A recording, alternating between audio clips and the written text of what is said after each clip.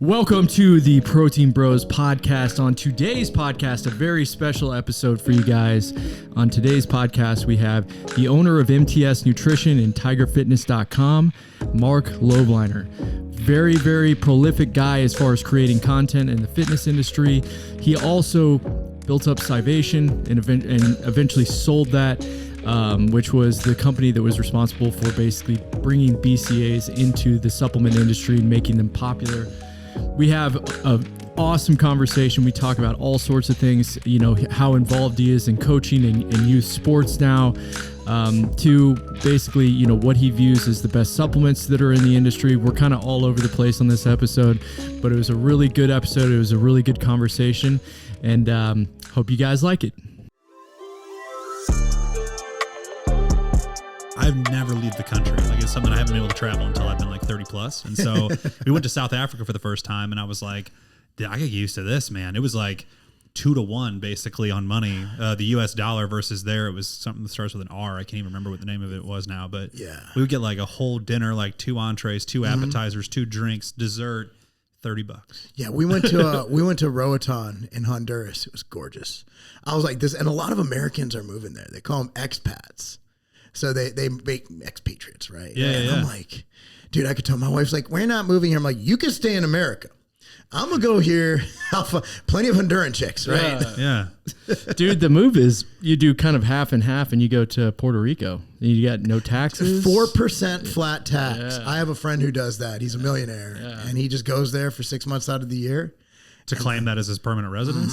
Okay. That's the way to go. Other than like getting stabbed, it's a great place. I mean, it's a beautiful I place. might pay taxes and not get stabbed, but then again, you might get stabbed here Go to paying San a lot Francisco, of taxes. you're paying taxes, and you're getting stabbed, and you're getting pooped on. I know. Like, I don't know. Hold on. Here's the thing: is like if I'm gonna get stabbed, there should be a reimbursement from like the government. If I get stabbed, you know, it's like, all right, I got stabbed. You should be able to like give me a tax break next year. So The stab reimbursement. It's like, come on, give me something. I don't even know how the hospital situation is over there to get, repaired from said stab. In San Francisco? Oh, no, I thought we were talking about Puerto Rico. No, I'm talking about in America. I'm like, I want a tax rebate for like if I get stabbed. Stab wound. Yeah. Bro, I don't see. The thing is, I watch the news. Yeah. And I'm like, oh my God, these places are terrible. And then I go there and I'm like, it's really not that bad. Like when I went to see Steve at Natural Body, right? Mm-hmm. Yeah. And it's in New York. That's New York. And I'm like, this is the first time I've been since the bubonic plague. Right. And I went there and I'm like, I'm gonna get mugged. I'm gonna get robbed. I don't know what's gonna happen. And everybody's like normal. Yeah. And it turns out that there's crazy people everywhere. And you can usually tell because they're wearing masks, and you're like, oh God, these people are, but most people are just like us. Yeah. And they just want to be left alone. But the thing is, we're not getting the PR. Yeah. Right. Our PR team is weak. And if we say anything, you're racist. Yeah. Right. I saw a meme today. It was funny. It was like, if somebody wrote like, it's crazy, you know, liberals in the country are crazy, because I was literally just questioning if we should let a child decide if they should, you know, change their sex or their gender or whatever you call it. And then I was called a racist. Like, how does that even work? Yeah, you're like, that's not even the same conversation. The problem is if you argue that, you're automatically defending yourself, so you look guilty. It's the perfect, think about it, that strategy. Like, you know what? I think we're overdoing this climate change thing. I don't know if we should block the sun. I think there'll be ramifications like vitamin D and crops. I don't know. And then they're like, you know what? That sounds like a racist thing to say. That is super racist. You see, it's a blanket thing. Did you see that Elon Musk video where he was talking about, who was it? The dude he was talking to, like the guy that's like started YouTube or something. The guy that started Google, and he was like having a sleepover with him, and he was talking about like sleepover with those tech guys. That's kind of weird. They really talked about this. He's like, yeah. Nice. He's like, we talk long into the night, right? Is what he said, and he's like, I was talking about AI, and we need to like really put some kind of like parameters on this AI because it's like getting out of hand. And he was like, no, he's like, AI is going to be the way it goes. And like, that's just how it is. And then Elon Musk is like, I think that's really a danger to the human species. He's like, well, you're a speciesist. and then Elon was like, I guess I am. I guess. But was he serious? Was that guy serious? He was fucking dead serious. There's an F-bomb. Dead serious. There's an F-bomb. He was dead serious. He was like, well, you sound like a speciesist. And he's like, well, then I guess I am. Yeah. I mean, like, I kind of want to preserve the human race. I'm a big fan of Elon. Yeah. I think he's the most necessary and critical individual in this day and age. I mean, from what he's done with SpaceX, from what he's done with electric cars, I'm not even talking about like, because we can argue all day about if they actually help the environment. Sure. The fact that he had a car go from 0 to 60 in like -2 seconds, that's pretty cool. Right. Have you ever been in one of those plaids? Yeah. Oh, dude, Our buddy had scary. one, and it's scary. Dude, my testicles were like stuck in my throat after that thing went from 0 to 100 in like 1 second. And I'm like, and I'm dizzy and I'm nauseous. And I'm like, I don't want one of those. Yeah. No. I don't trust myself with that. Everybody talks about 0 to 60, right? But when you're in the plaid, it's more about the 60 to 120. Oh my goodness. The 60 to 120 is what absolutely makes you feel like you've never experienced anything like that. It's scary. It feels like one of those roller coasters where they just go, you know? It's The the Mr. only thing that Freeze. makes but worse. Yeah, it is. And you're on a regular street, you know, we're on the 405 in LA and I'm like, we're going to die. We're going to get pulled over. Yeah. And, you know, I had a chance to drive the car and I'm like, I'm not pressing that button. Yeah. After you figure out how to shift it, have you ever, like when you don't know how to shift a Tesla, Yeah. you're like, there's this little screen. You're like, oh shit, how do I get into reverse? It's just on. Like, Yeah. it's like on and off. I don't know. You don't even have an on button. It's just, it just knows you're there? I have no idea. I never drove the plaid. I had to sit passenger seat. I was about to say, I was Honestly, sitting in the that might passenger even be more seat when- terrifying. yeah. Was the passenger seat. In California, my business partner has one. And sometimes I was waiting for the moment. I'm like, hey man, I know you're busy, but I got to go run an errand. He's like, Take yeah, it. you could take it. I'm like, hey, give me a key. He's like, well, it doesn't have a key. I'm like, what? He's like, well, it's my phone, but I have this card. I'm like, is that safe? And then you find out they can hack into it. I'm like, oh, this is too much.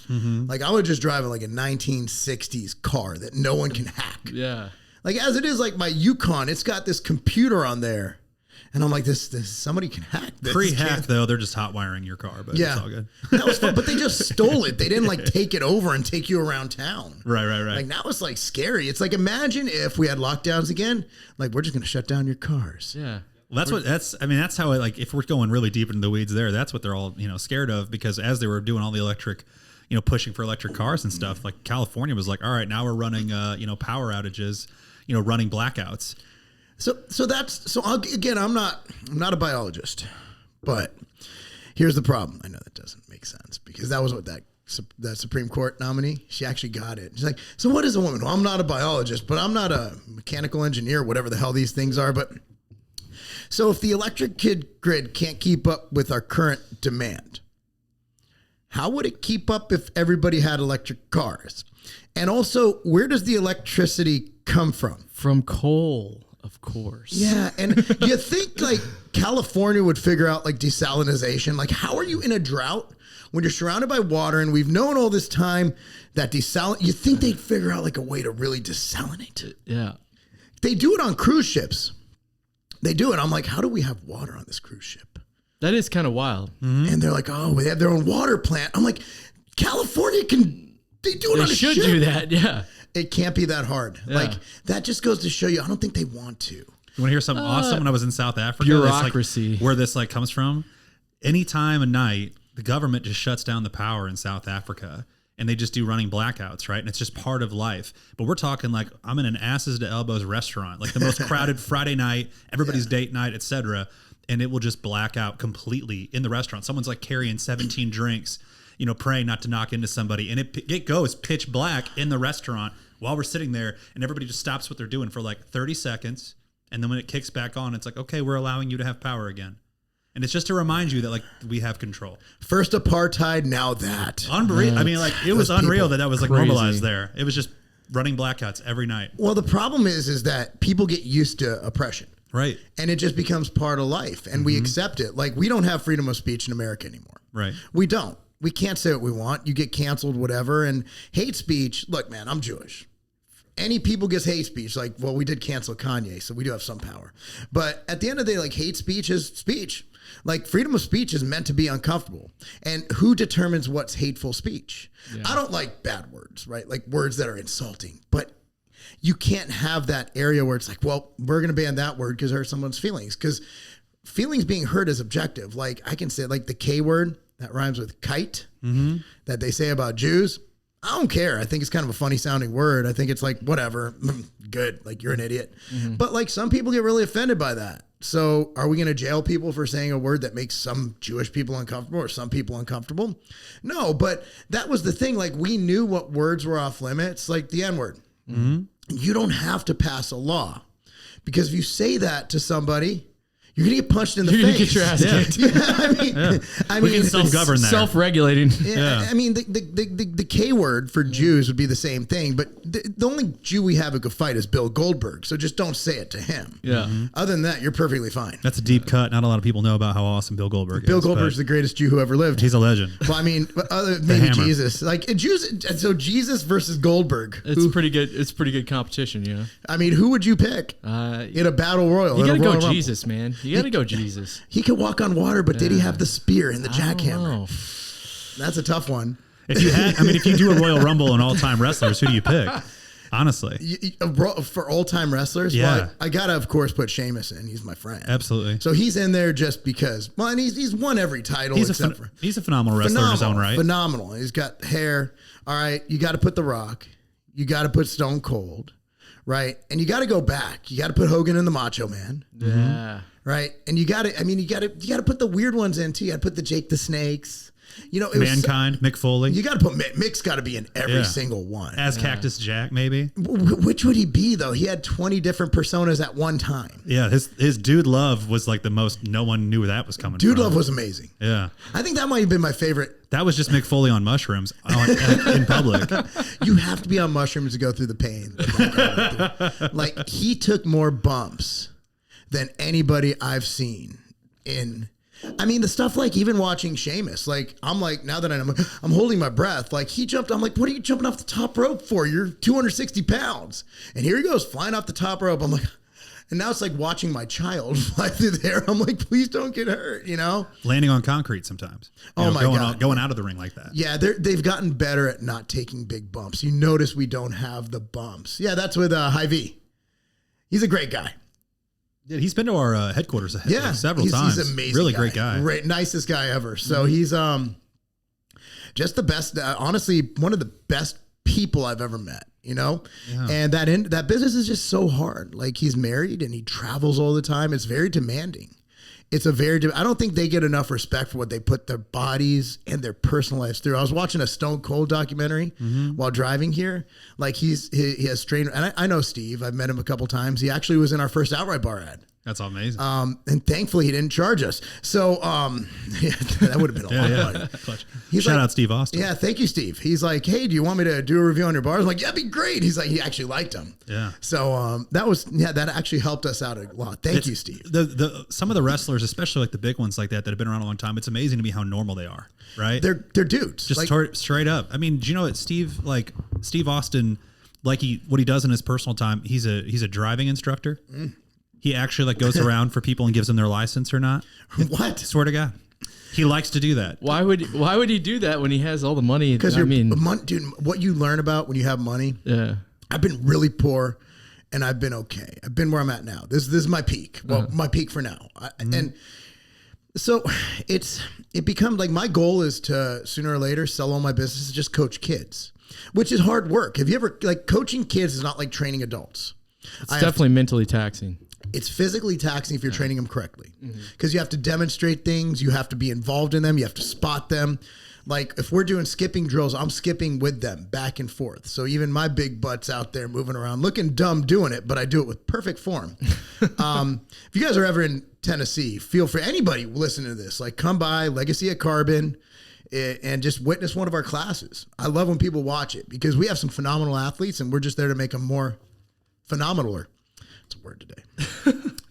We're not an English teacher. We're coaches. Is Carbon, you guys have just a weightlifting portion, which it's basically like just a normal gym, and then you also have a sports performance on the other side? So Carbon is owned by a guy named Brent Laffey, good friend of mine, best partner I could ever ask for. So he owns the gym part, and we own Legacy of Carbon. So we're a nice little, in the interior of the gym, just right in there, the perfect youth performance facility, got turf, got 8 squat racks, hex bars, All That's kinds of awesome. cool stuff from Elite FTS, Arsenal. We got the best equipment now. It's a dream for everybody. And, Brent is, all of us want to just help the youth community, and we're giving them something that'll carry them throughout their life. It's a really awesome thing to do. And that's my goal, is to coach kids. That's what all my education's been in post-college.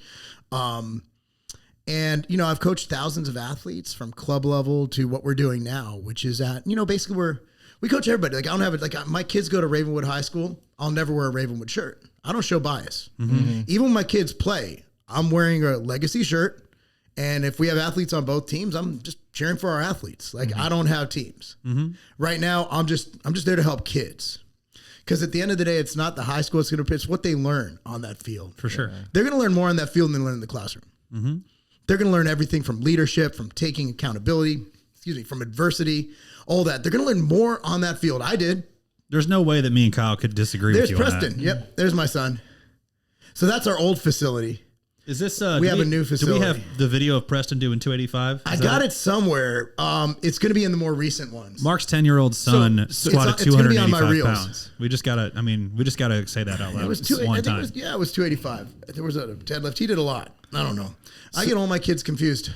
So we kind of All started these that. white people look the same. We started that by, we were talking about money, and you kind of said, here's what I want to do. So do you look at money as just basically an avenue for you to be able to pursue things you're actually passionate about? Or are you still, is it not that you're not passionate about business as well? It's just that there's things you're passionate about outside of business as well. So like coaching. But that's become a business, right? Because I love it, I was able to do that. So God gave me these abilities in business to be really talented and gifted at certain things, and I have work ethic. But I think I was put here to work with kids, because my life was literally saved by a coach who believed in me. I did an Instagram post by this coach, Coach Miles. He believed in me, and he's the reason I'm alive right now, I credit, And, actually that was through football, training for football. So my life has always been like, sooner or later, I'm going to get to a point where I can not worry about money and just work on developing these athletes and making these kids.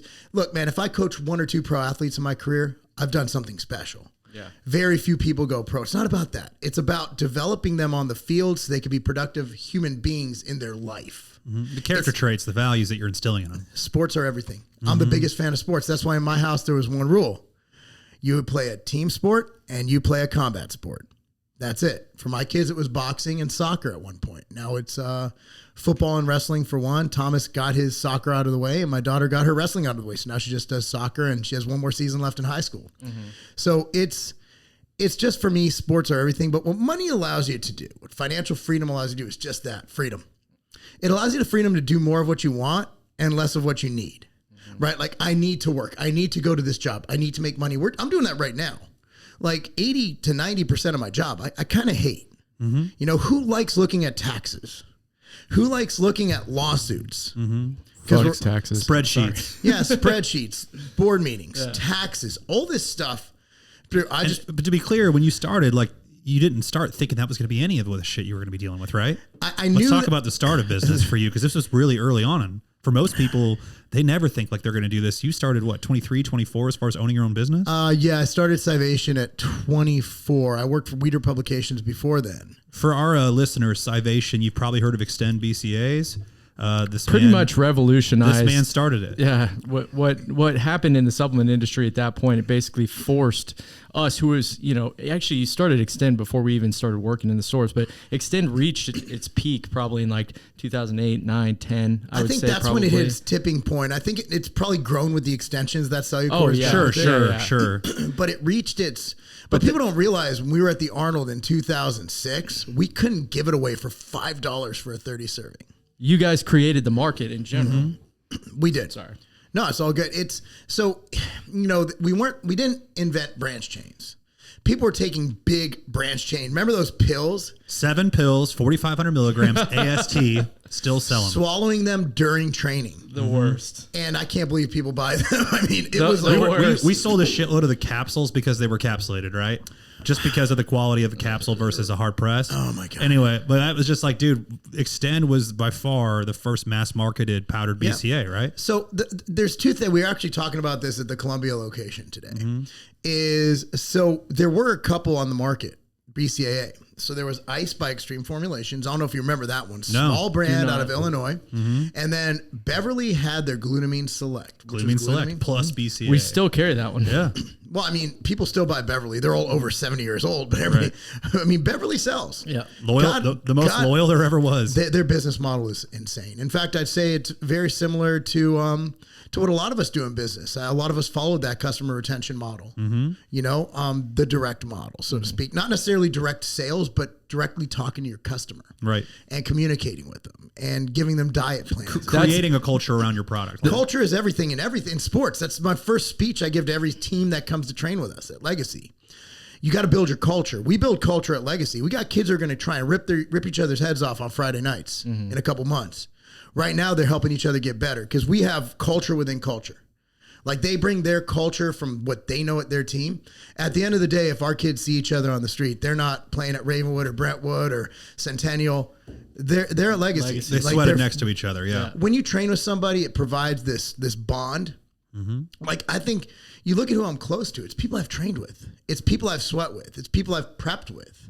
You know, That's you get ready so for a true, show. dude. It's like when you sweat with Wrestling. somebody, you begin to trust them. You know, you understand their work ethic. It's kind of an unspoken thing. You know, Because you're so vulnerable when you're failing.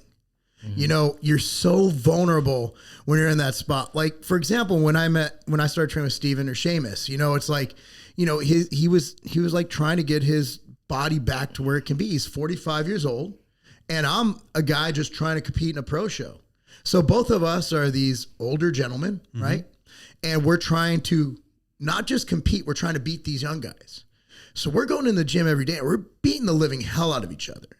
I mean, we're literally limping out of there like the floor. We train at his home gym. The floor would be just soaked with sweat, just nasty. Like it was like a slip and slide in that damn. But through that work, through that suffering, you know, we formed a bond. And I think if you've ever played football, I could still to this day call Ronnie. I played pulling guard, he played center, and we still have that bond. Like we saw each other at a wedding a couple years ago. It was like we never left. It was like, hey, remember those times? Yeah, that was great. You know, it was like something about working with somebody and something about suffering with them, going through that adversity. And again, you could put that, excuse me, into any area of like marriage. Like my wife been with my 26 years. You know how much adversity we have? Like married to me. Yeah. Can you imagine that? Are you serious, That's dude? I gotta can't imagine. Like I've never grown up. I have no need to like that. So I'm telling you, like being a part of a larger company now and having like reports and stuff, I'm like, dude, this is too adult for me. Like it's crazy. It's just not at all what we envision for yourself when you move. You know what I'm saying? Like it's just not like it's not the why you're there. You know Did what you I ever mean? It's expect- kind of a did- necessity at this point. Did you expect to be where you're at now? Did you have that expectation for yourself when you were young, when you were a kid? Truly, I more just thought I had a superiority complex that I had to prove it to myself. I definitely like thought that I was better than I was, and I had to prove it. And so I don't know I didn't know what it would look like because I never thought about it. I just had a feeling of I just needed to be enough. I needed to be enough, and kind of that because honestly, that's what drove me the most. What about you? Did you think you'd be living in a nice ass house, I was running stuff? I grew up very middle class. It wasn't until I met my old boss, Andy Frisella, and he was like, hey, dude, you can own a business. And I was like, what? And he was like, yeah, why can't you own a business? And I was like, I've never thought about that. No one's ever said that to me. Yeah. And it took somebody planting that in my head for me to envision my life like that. So no, I didn't really, I went to school. I basically graduated high school, played football in college, you know, did the college thing, was going to just get a job, got a job at supplement superstores, purely because I just wanted a job in college. Yeah. And then met him. And that's when kind of my life kind of flipped around, and I was like, screw my degree. I'm not gonna go into what my degree was in. You know, wasted money on college. Yeah. Lots of people have done that. Yeah. But Yeah. no, did you? Not really. I had a really good financial aid package because I football as well. So I didn't get stuck with any student loans. But I'm thinking, did you want to be an entrepreneur at that age? You know what I mean? I did, but I was working for somebody else, right? I had Andy as an owner and a boss, and I was trying to prove myself, if that makes sense. And I'm like, I know a lot about business. And I didn't really have an opportunity to show that until we went off and did our own thing. Does that kind of make sense? Up until the age of 16, I expected not to live past 18. That's to wild, be honest man. with you. Yeah. So I mean, the statistics. That's where Coach Miles came in there. Yeah, no, actually, it was part him because I was my sophomore year going into my junior year, and I said, I'm not going to go to college with my brains. At that time, there was affirmative action. They weren't letting any white or Asian into any UC, and that's not me making a political statement. That's just what it was. That's what it was in the 90s. What's in a California. UC for our listeners? University of California, UCLA, UC whatever, UC Santa Barbara, whatever you want to say. So I didn't know what the rest of the country was because we didn't have the internet. I just knew what was going on. What people told me, I'm like, well, it's got to be like this all over the country. I didn't know anything. So I'm like, I got to play ball. And, Coach Miles, one day I walked in the gym, 170-pound sophomore. And I was like, we good? Who's playing music? Turn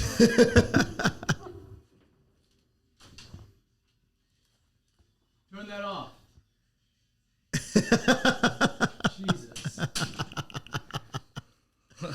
That was funny. All right. Okay, so I was 175 pounds. 170-pound sophomore, horrible JV player. The only reason I started because we only had 12 people. Nobody plays JV. It's either freshman or varsity, and JV is kind of the people who are too bad to play varsity. Correct. But not freshmen anymore. Yeah. They just wanted the uniform. Yeah. So I said, hey, I want to lift with you guys. It was Coach Miles and Leon Hatton. Leon was a year older than me. He was an outside linebacker, just a beast. And they laughed at me. And they're like, if you could hang with us during this workout, you could train with us. And it was chest day. Because back then we didn't know about athletic training. We trained like bodybuilders, powerlifters. Oh, yeah. And we went in. I didn't know the difference between the two back then. We just had chest, shoulders, tries, and leg back buys. Yeah. Just to give you a visual, Coach Miles like a 6'3", 280-pound black guy. Jacked. And Leon's jacked. I mean, dude benched 405 for reps. Like he was a security guard at the school. Nice. In addition to being the linebacker coach. And then Leon's like he's 6'1", outside linebacker, black guy. And here I am, this friggin' midget, 170-pound white guy. Hey guys, I want to play ball. And they're like, what is this? And they're like, you're in. And we trained like 6 hours a day. Like we trained every day. Leon and I would condition with the basketball team. And that's when I'm first like, okay. But I was still doing stupid stuff, man. I was still, doing stuff on the streets, getting in fights. And then I met my wife. She asked me out. Actually, it was my junior year going into my senior year. So I had a good junior year, but I was still doing stupid stuff. So I was combining football. I was still better, football and that street life. Mm-hmm. And then I met my wife. First date was September 30th, 1997. And that's when I'm like, well, I guess I have something to live for now. And that was it. So it was those two critical people in my life. Yeah. Coach Miles, Leon, and my wife. Think about your whole life changed because you had the nut sack to go up to somebody that you didn't know that was way bigger than you in the gym and just say, and kind of just put it out there on the line and be like, dude, I want to train with you guys. And I mean, Coach Miles is just a good dude. Yeah. Reverend, just a different kind of guy. And that's when I decided I want to become a coach. Mm-hmm. Because if you could, he literally changed my life. I've said this story millions of times. He probably doesn't even know. Coach Miles is the kind of guy who has the internet. Coach Miles is not on Instagram. I'll guarantee you that. Does he know the impact that you? Yeah, you keep up with him? So I saw him at an event like 4 years after I graduated college, I think, and I did tell him. I don't know if it resonated with him, but I'm pretty sure he knows. Yeah, not the depth. I don't think he's the kind of guy who would accept the depth of how he influenced me. He's humble, probably. Yeah, and he's a man of God. He's just doing his job. He's a reverend. He's just preaching God's word. Mm-hmm. You take that influence that he gave you. You know what I mean? Do you feel any kind of pressure on yourself to do that same thing for the kids that are at Legacy Carbon? Every single day for my own kids too. Mm-hmm. I mean, that's why I'm not hard on my kids for sports. Like Coach Miles, he was known for there's a time when a coach can strike a child. like Coach Miles will punch people in their shoulder, right in there. And he's a big enough guy where that's still going to hurt. But this is why I've never forced my kids. I've never really been hard on them. I coach them.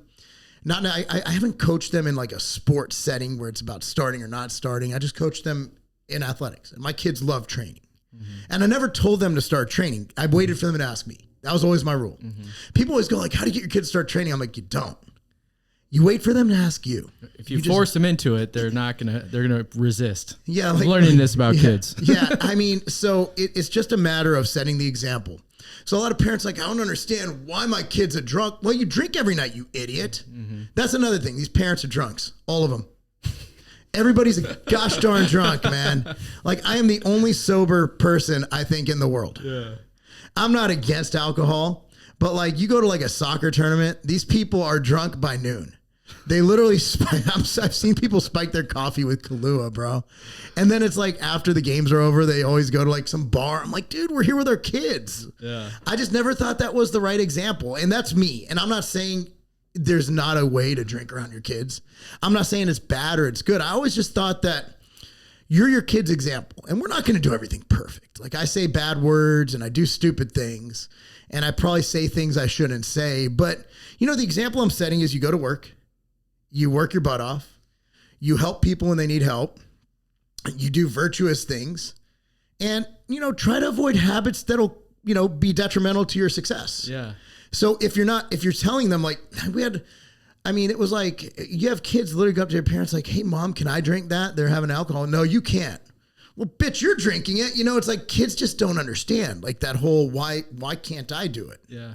So when did that switch flip for you? Because, you know, if you were 16 years old and you were kind of getting into fights a lot, and, you know, I'm sure back then you probably dabbled in drinking and not really. My mom was an addict. So I stayed away from drugs. You always probably were like, no, I don't want to be that. You know? I knew not to. I've tried alcohol. Mm-hmm. I'm not adverse to having a celebratory beverage, adult beverage here and there. Mm-hmm. But, you know, just drinking every night or every weekend, I just don't see that as being beneficial at all. Especially, I mean, and compound that with me being a bodybuilder. Mm-hmm. Like it's the worst thing. But for bodybuilders, usually, you know, I would say from our experience, it's a lot of other vices, right? They'll smoke weed, they'll do tobacco pouches, or, you know, something along those lines. Have you ever got any other vices? Other than obsessive masturbate. No.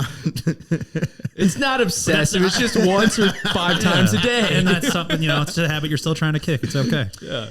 He's working through it. Yeah. Working pretty hard. Working through. I can't really think of a habit that I really have. I guess exercising is a habit. Sure. It can be detrimental if it starts affecting other portions of your life in a negative way. But I mean, like today, I realized that, but I balance it, right? Today, I realized that we had a really busy day and I wanted to visit all the supplement superstores around. And I'm like, all right, so there's a Planet Very Fitness. Cool of you to do, by the way. There was a Planet Fitness right in the parking lot of my hotel. And I'm like, sick. I'm just going to go work out at 5 a.m., take my kid to wrestling camp and be on my way. That way I have all day not to worry about it. So training never interferes. I mean, you could always wake up a little bit earlier. Mm-hmm. You had a catchphrase for me with training at Planet Fitness. What was that? So you guys all have kids? I have 3. Okay. So you've had sex with kids in the house. Of course. I've done it a couple times. Yeah. Not often. Yeah. When you have a 3-year-old present, it's not the same. No. So basically, you know, like I'm a loud sex person. Like I'm one of those, like if there's no kids, I'm like, Rah! I'm like, dude, yeah, I'm like, you think I grunt loud in the gym? Like I'm one of those. Oh, then when when I'm busting, it's like, you better hope the neighbors aren't hearing that shit like a mile away.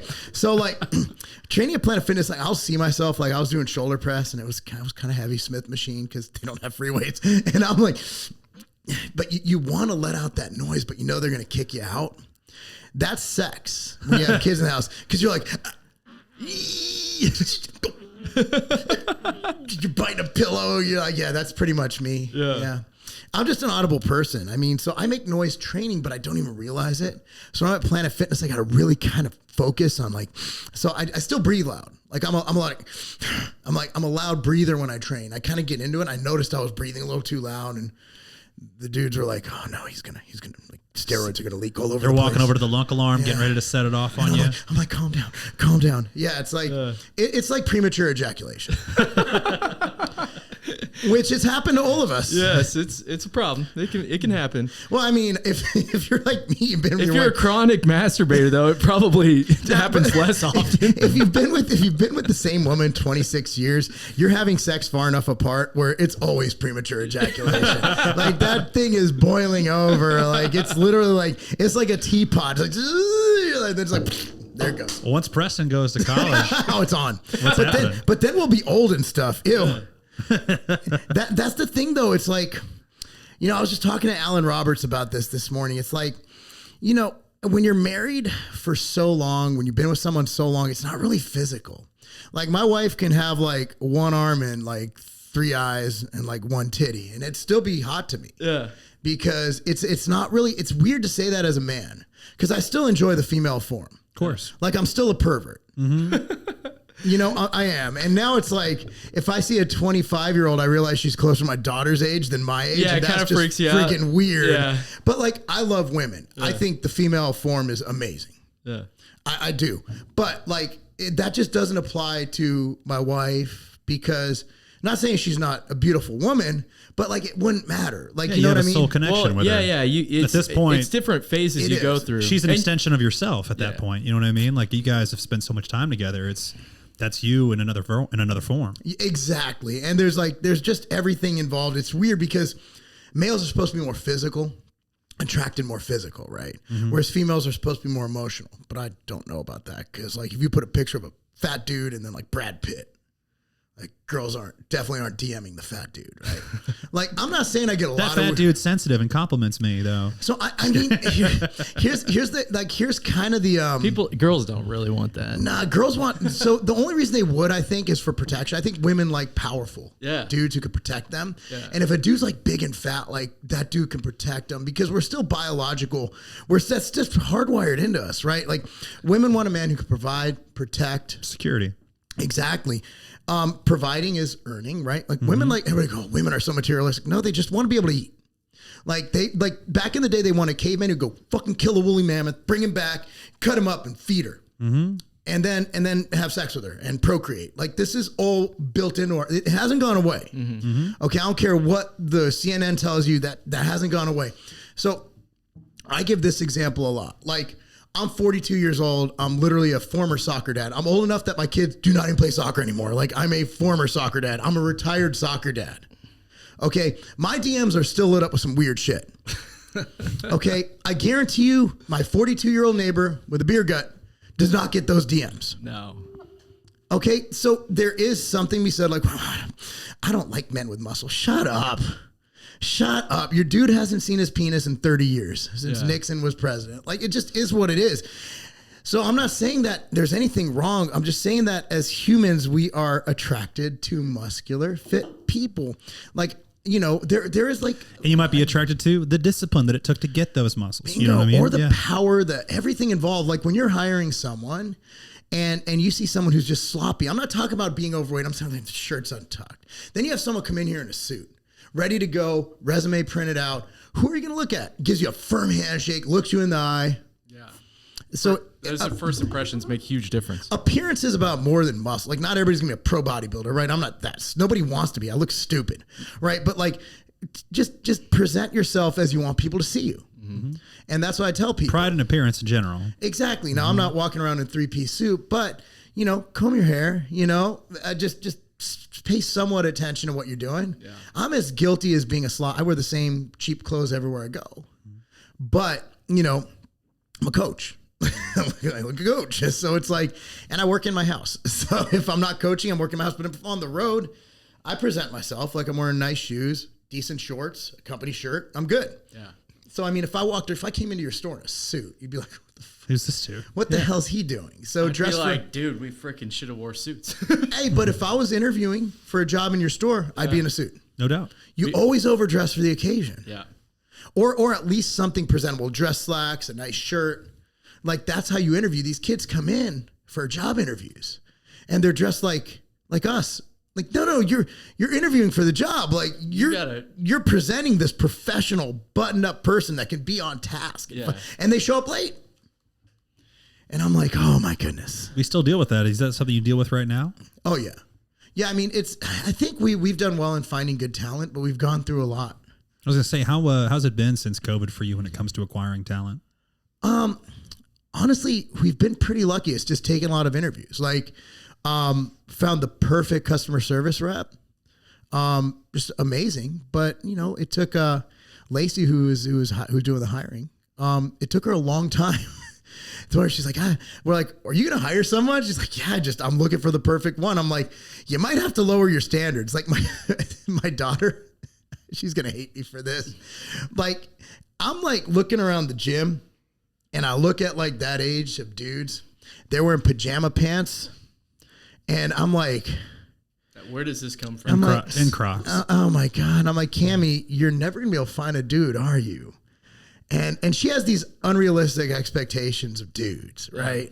Like, first of all, like, she needs to be in shape. Well, first off, they're also boys, right? Yes. They're boys. Yeah, but, I remember, like, my wife at 17, at 16, you could see that there was at least some potential. Yeah. Sure. Like, right? Like, these kids are just a mess. Mm-hmm. And even the college, like, I don't know. I'm like, it's going to be really tough. And so we were joking around in the gym, training my daughter and my partner, Coach Bryce. And we're like, there were these, like, they were cute little 21, 22-year-old girls.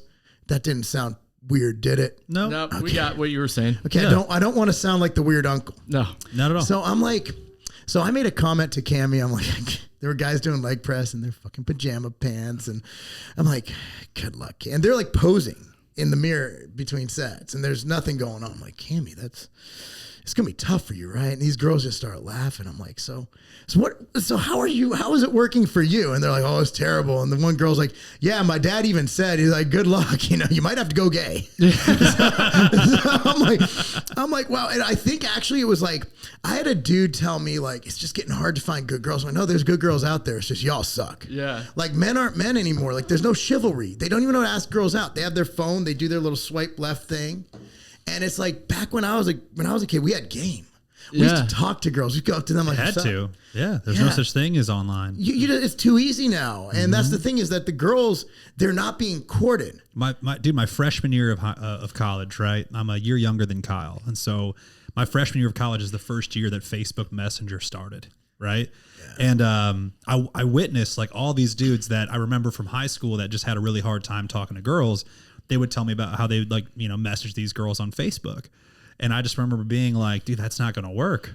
I just told him I'm like, bro, like what happens when you meet them? You're going to be just as painfully awkward as you were.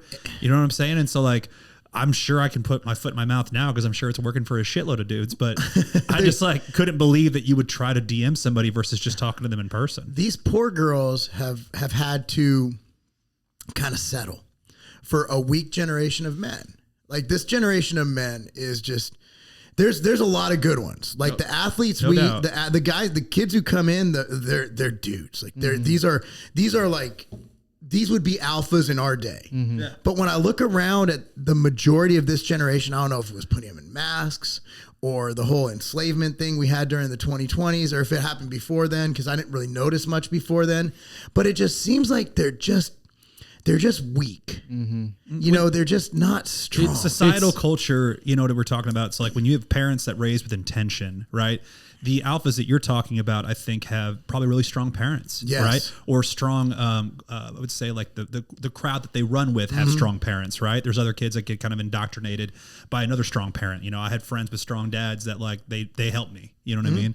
And I think that when you have societal culture, raising kids that just don't have strong family units, they're going to go with what's normal amongst their friends. Right. Yeah. And like, that's what I'm recognizing it because we have nothing but 18 to 24-year-old young men and women that work for us. Right. These are the guys that start working for us usually at that age. And but I've met these guys. They're these guys and girls and the people you hire are awesome. No, I appreciate that. But like you were saying, it's 1 in 100. And so you have to find them. We have people that quit training because they want to go live in a van and drive around the country. And you're like, that's cool if you're making a living. You know what I mean? Like a lot of people are doing that are content creators for a living and they work their asses off. It's hard work as a content creator. You're right. And they don't understand that aspect of it. They think that's like, they're just like, dog and pony show. First Form, as we got like an intimate knowledge as far as like how their HR was working when they first started to really grow, right? And they started to bring talent in from the outside versus working up through supplement superstores, right? And so First Form started to grab talent from around the country based on the First Form videos that they would be posting on their Instagram and their YouTube, etc. And people thought that like they just had fun at work all day. And so the amount of people that they hired in the first, years of First Form really starting to grow, that they just like had to go see the door. A lot of turnover happening at that point. The first, because everybody just thought like, oh, I thought it was just fun here. I thought we just like dicked around all day and like made weird videos and that's how you made. I'm like, no, man, this isn't like Dude Perfect. You actually like have to try. I have a story too. Yeah. No, you're good. I was gonna say, you are extremely prolific as far as like video content in the fitness industry. I've probably been watching your videos since like, when did you start Tiger Fitness? 2011. Yeah. So I've been probably watching your videos since then. And you posted before then. You have gone Facebook, and we had a small Scivation channel. We just had fun with it. It was like me, Rob, and Derek just screwing around. And then we did. Remember Tavon Day did Chocolate Rain. Oh, yes. Yeah. Rob did. It's still on the internet. He's on Cameo. Chocolate Way. Yeah. It was Chocolate Way. Chocolate Way. It was so bad. That's incredible. And the editing was horrible, but I love it. But 2011's when my partner Chad's like, hey, you should go on YouTube. And I said essentially, I don't want to be on video. Like I just don't want to do it. And he knew, dude, your charisma, you can't not have you on video. Well, I mean, dude. I just like talking to people in person. I'm not a video guy, and I've kind of, it's YouTube long format's not doing what it used to. I'm going through a transition. I don't know where I'm going to end up with what I do, but it's like, I was like, dude, YouTube's dumb. He's like, dude, it's literally, they were just bought by Google. It's Google Video. I said, what do you want me to do? He's like, do an Oxy Elite review. Remember Oxy Elite? Oxy Elite Pro. Oxy Elite Pro. 1,3-dimethylalanine. And I did a video, and you can still, it's like one of the first videos on the channel. It's like me on a potato camera, like against like a wall in my house in Illinois. Luke, no, it's my house in North Carolina. And sure as shit, we sold like 2,000 units in like a day. And I'm like, but that was before it was so crazy. Yeah. But I'm like, because you remember what you sold it for? Because that's kind of fun to talk about at this point. Shoot, we were $36. Probably. It was probably more. Dude, I remember, Price Plow Mike? Yeah. Bro, he was selling like a couple $100,000. There it is. Yes, look at that guy. Yeah. He's cute. Man, then. But here's the thing: is what I was getting at is just a white wall. You have gone through basically.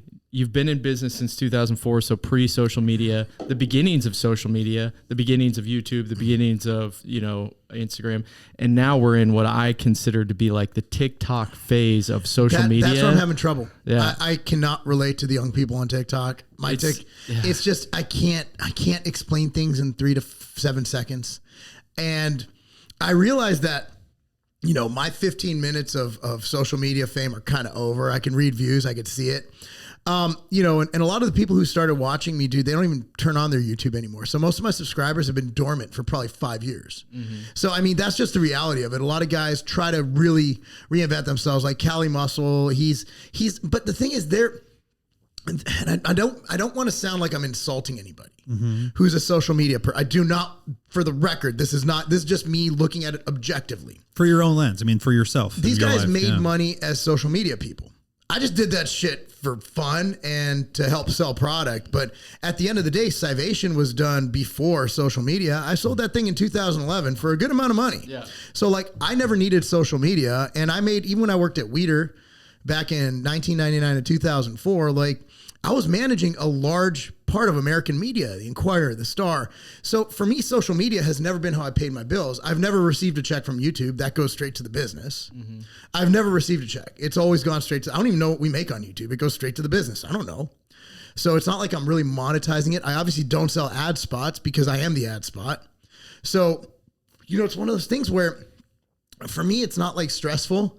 Oh my God, my views are down. I'm like, well, I guess just less people want to see it. I still got some, but I don't have anything to say right now. Yeah. Like, that's why I haven't done any long format YouTube videos. Doing a lot of short training clips, like me training this and that.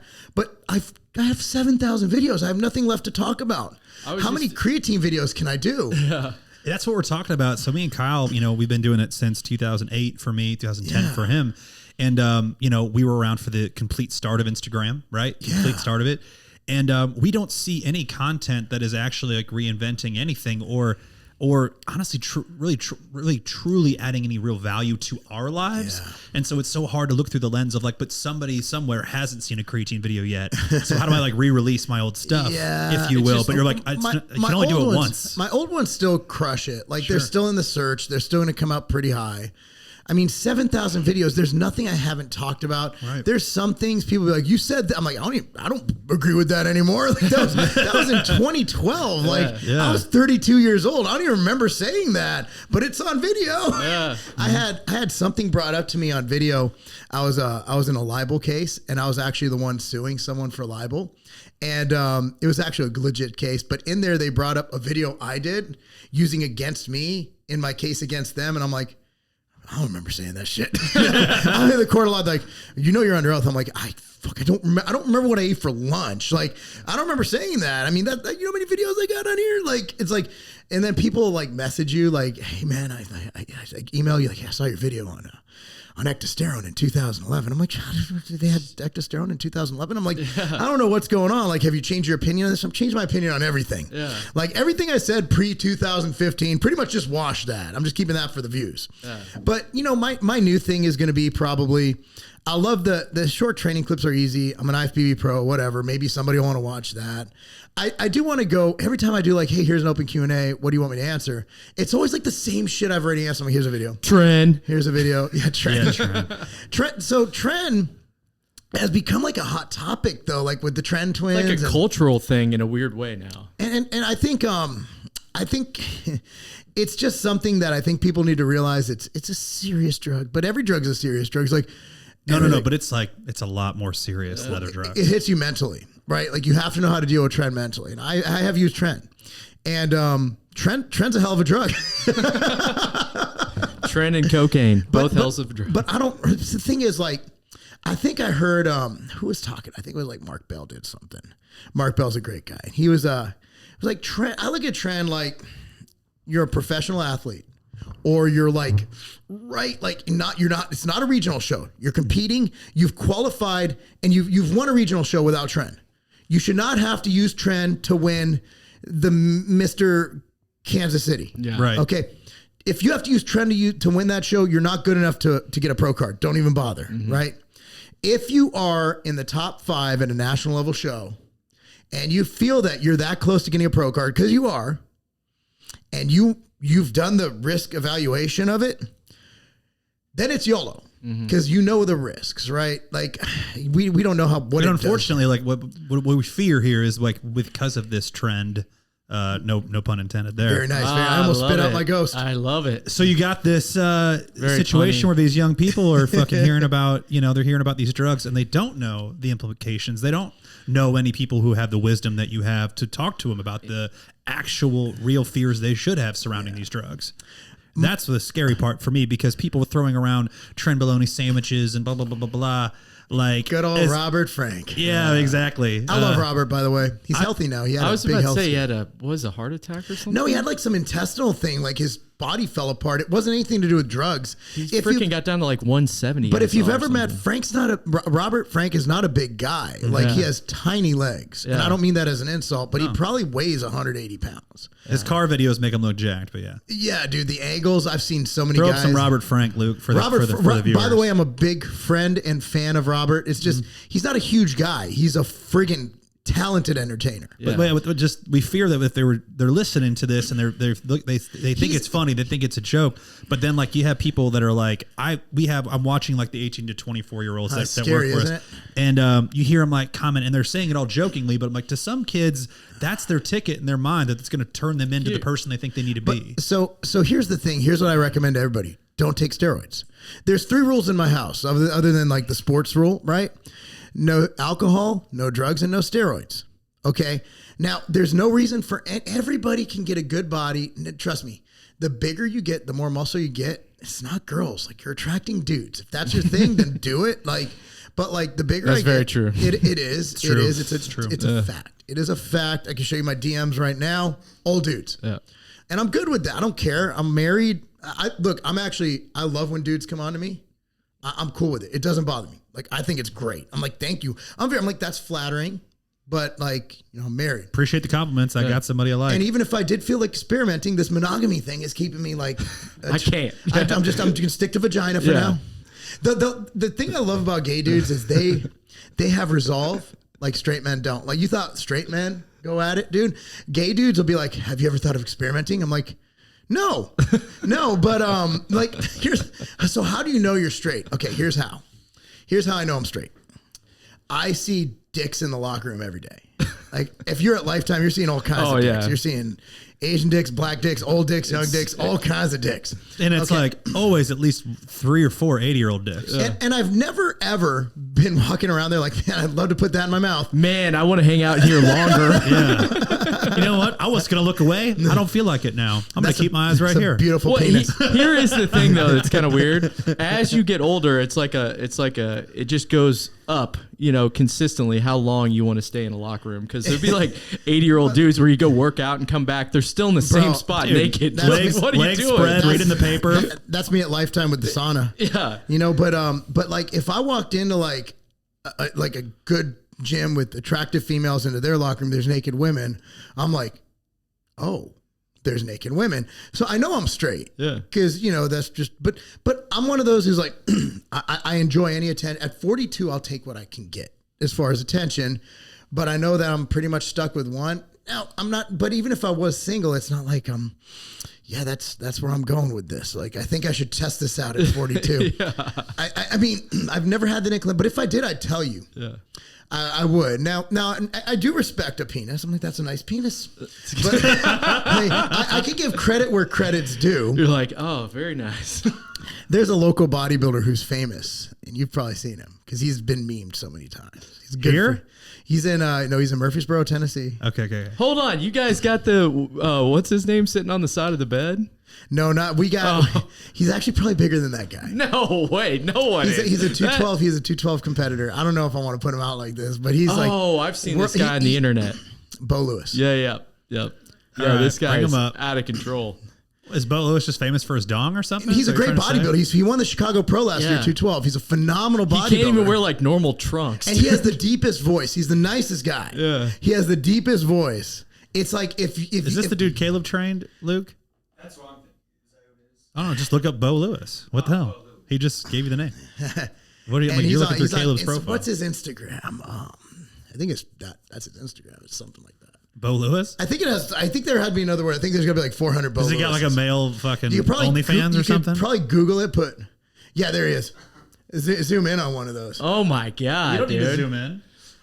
Good for you, Bo. This is not the guy I was thinking of. But I'll tell you this much.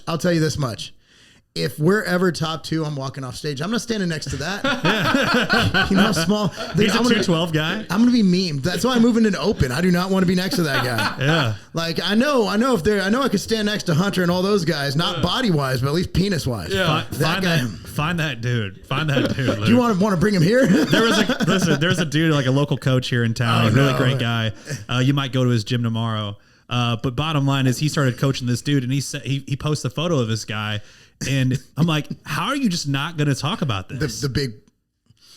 How are you not? Shit. To the point where the dude's got like elephantitis, right? Like, is that even penis or is that balls? I think it's balls, dude. And I'm like, Caleb, look at this nice little 3-week change. Like, what are we talking about, Caleb? No one gives a shit about his metabolism. Where are the comments and the nipple rings too? He's a total package. So I click on dude, he's got like, it looks like he's wearing neon Timberlands, but we click on his profile. He's got like 25 gay dudes on his comments, just like thirst trapping the shit out of him. Is there any anus that can handle that? I know mine can't. I've passed a lot of things through there, but never one of those. Like, I thought we were going to talk about Tiger Fitness today. Well, but I thought we were talking about Xtend today. That's Xtend. Xtend, the different Like, extent. if you get a boner, do you have any blood left in your brain? Like, are you just passing out? No, Do you remember Smiling Bob Extends? Oh god! Oh, dude, so the problem is, we used to have the Xtend mobile. It was an Xterra, and like that was at the time that Ron Jeremy was advertising the Xtends. Oh god! With just a Z Extends, and my wife would be like, with the kids, they're like, "Hey, is that penis product?" She's like, "Do I look like I'm selling a penis product? Like I'm a fucking 35-year-old mom." Yeah. Like the kids are like, "Mommy, what's that?" Oh shit! You know what's funny is like people that worked for us, they would like, slip that like, oh yeah, we carry Extends. Like, hey man, you can't say it like that. Like you gotta say Xtend. You have to say Extend. Like you can't just like slip it like it's nothing. It was, and we had no trademark issue because it wasn't even our industry. It wasn't. It was some other. And it was like they spelled it completely different. It was an EX. But it was like, dude, I kind of like being confused with that product. You'd have people come up to you, is that penis problem? Yeah, you should see my before. Oh, dude. Here's a good question for you. Do you have a actual like recommendation on the supplement market right now for a good wiener pill?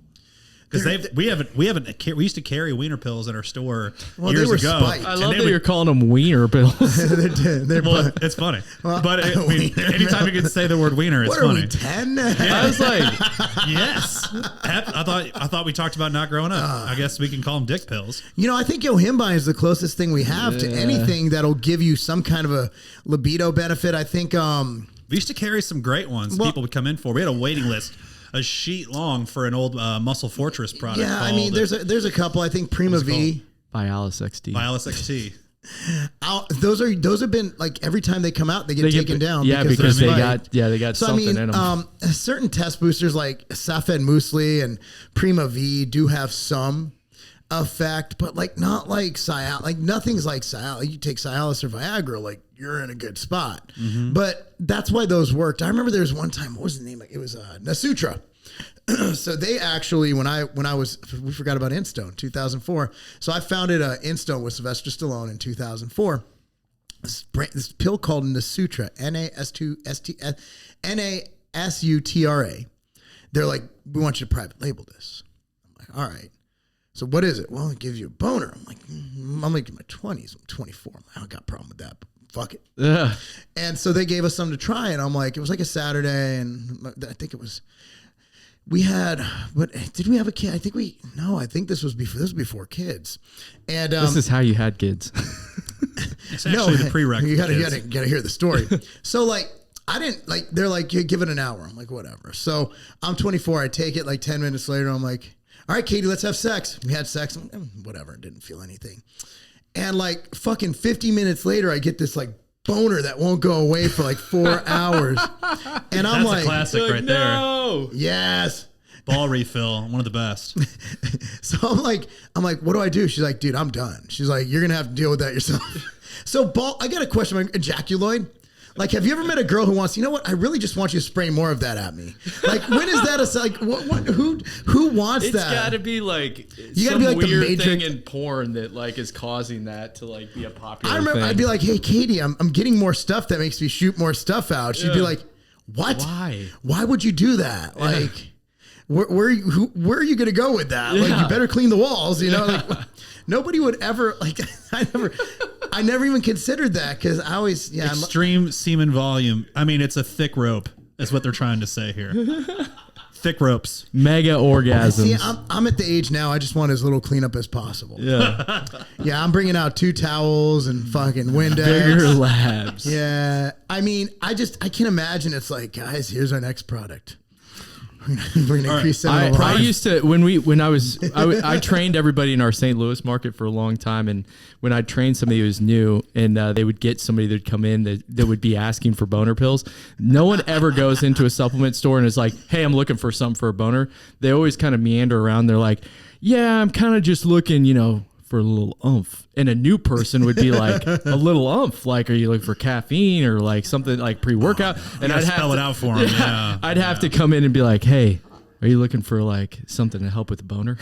Yeah. And new people would just be like, whoa. So you say Same people boner? that are trying to pass a drug test, they'll walk in and be like, oh, remember you got those? you got any cleanses? Okay, yeah, absolutely. Those people are really easy to tell because they usually look like stoners. They look like they've never been in a supplement store. Yeah. But they're like, you got any cleanses? And then the new people are like, yeah, absolutely. We have liver cleanse. We have, something for your, digestive system. I'm like, hey, man, are you trying to pass a drug test? And they're like, yeah, okay, there we go. There it is over here. You sell a ton of that stuff. It's unbelievable. And Is you know it what? still selling? Here's the beauty of it. He works in the store still. I'm like, I'm at year 16. Not a single person in the history of time, Mark, has come in and tried to return it after we've sold it to him to be like, it didn't work. It's worked every single time. I mean, it's unbelievable. Like military drug tests, like hardest of the hard drug tests. Shout out the liquid stuff. They used to have a guarantee. What was the guarantee that was on the bottle? So those were actually for the ones that you've like what I was told. This is just what I was told, that the liquid stuff is just the same shit you'd find at any head shop, where they would put the guarantee on there or whatever. Like there's no way you'll ever not pass, and it's the same stuff. But we sold it for like $25. These things were like $100. Wow. Yeah, I remember that. I even thought 25 was crazy. I look at the ingredients. I'm like, no way does this work. But yeah, you're right. I've never heard of anyone returning one. I think it just masks it. Doesn't it just mask it to where it's like, I don't know. Now you can dilute a drug test and you can actually fail it for diluting it. The stuff, man. The stuff. Yeah, it makes no sense. What? Oh, it's got the biotin. It's got the burdock in it. That could be it. What? I mean, it looks like a lot creatine of monohydrate and some magnesium and selenium. This doesn't make any sense. It makes zero sense. But the proprietary herb blend does it. The burdock and the milk thistle and I mean, half a gram.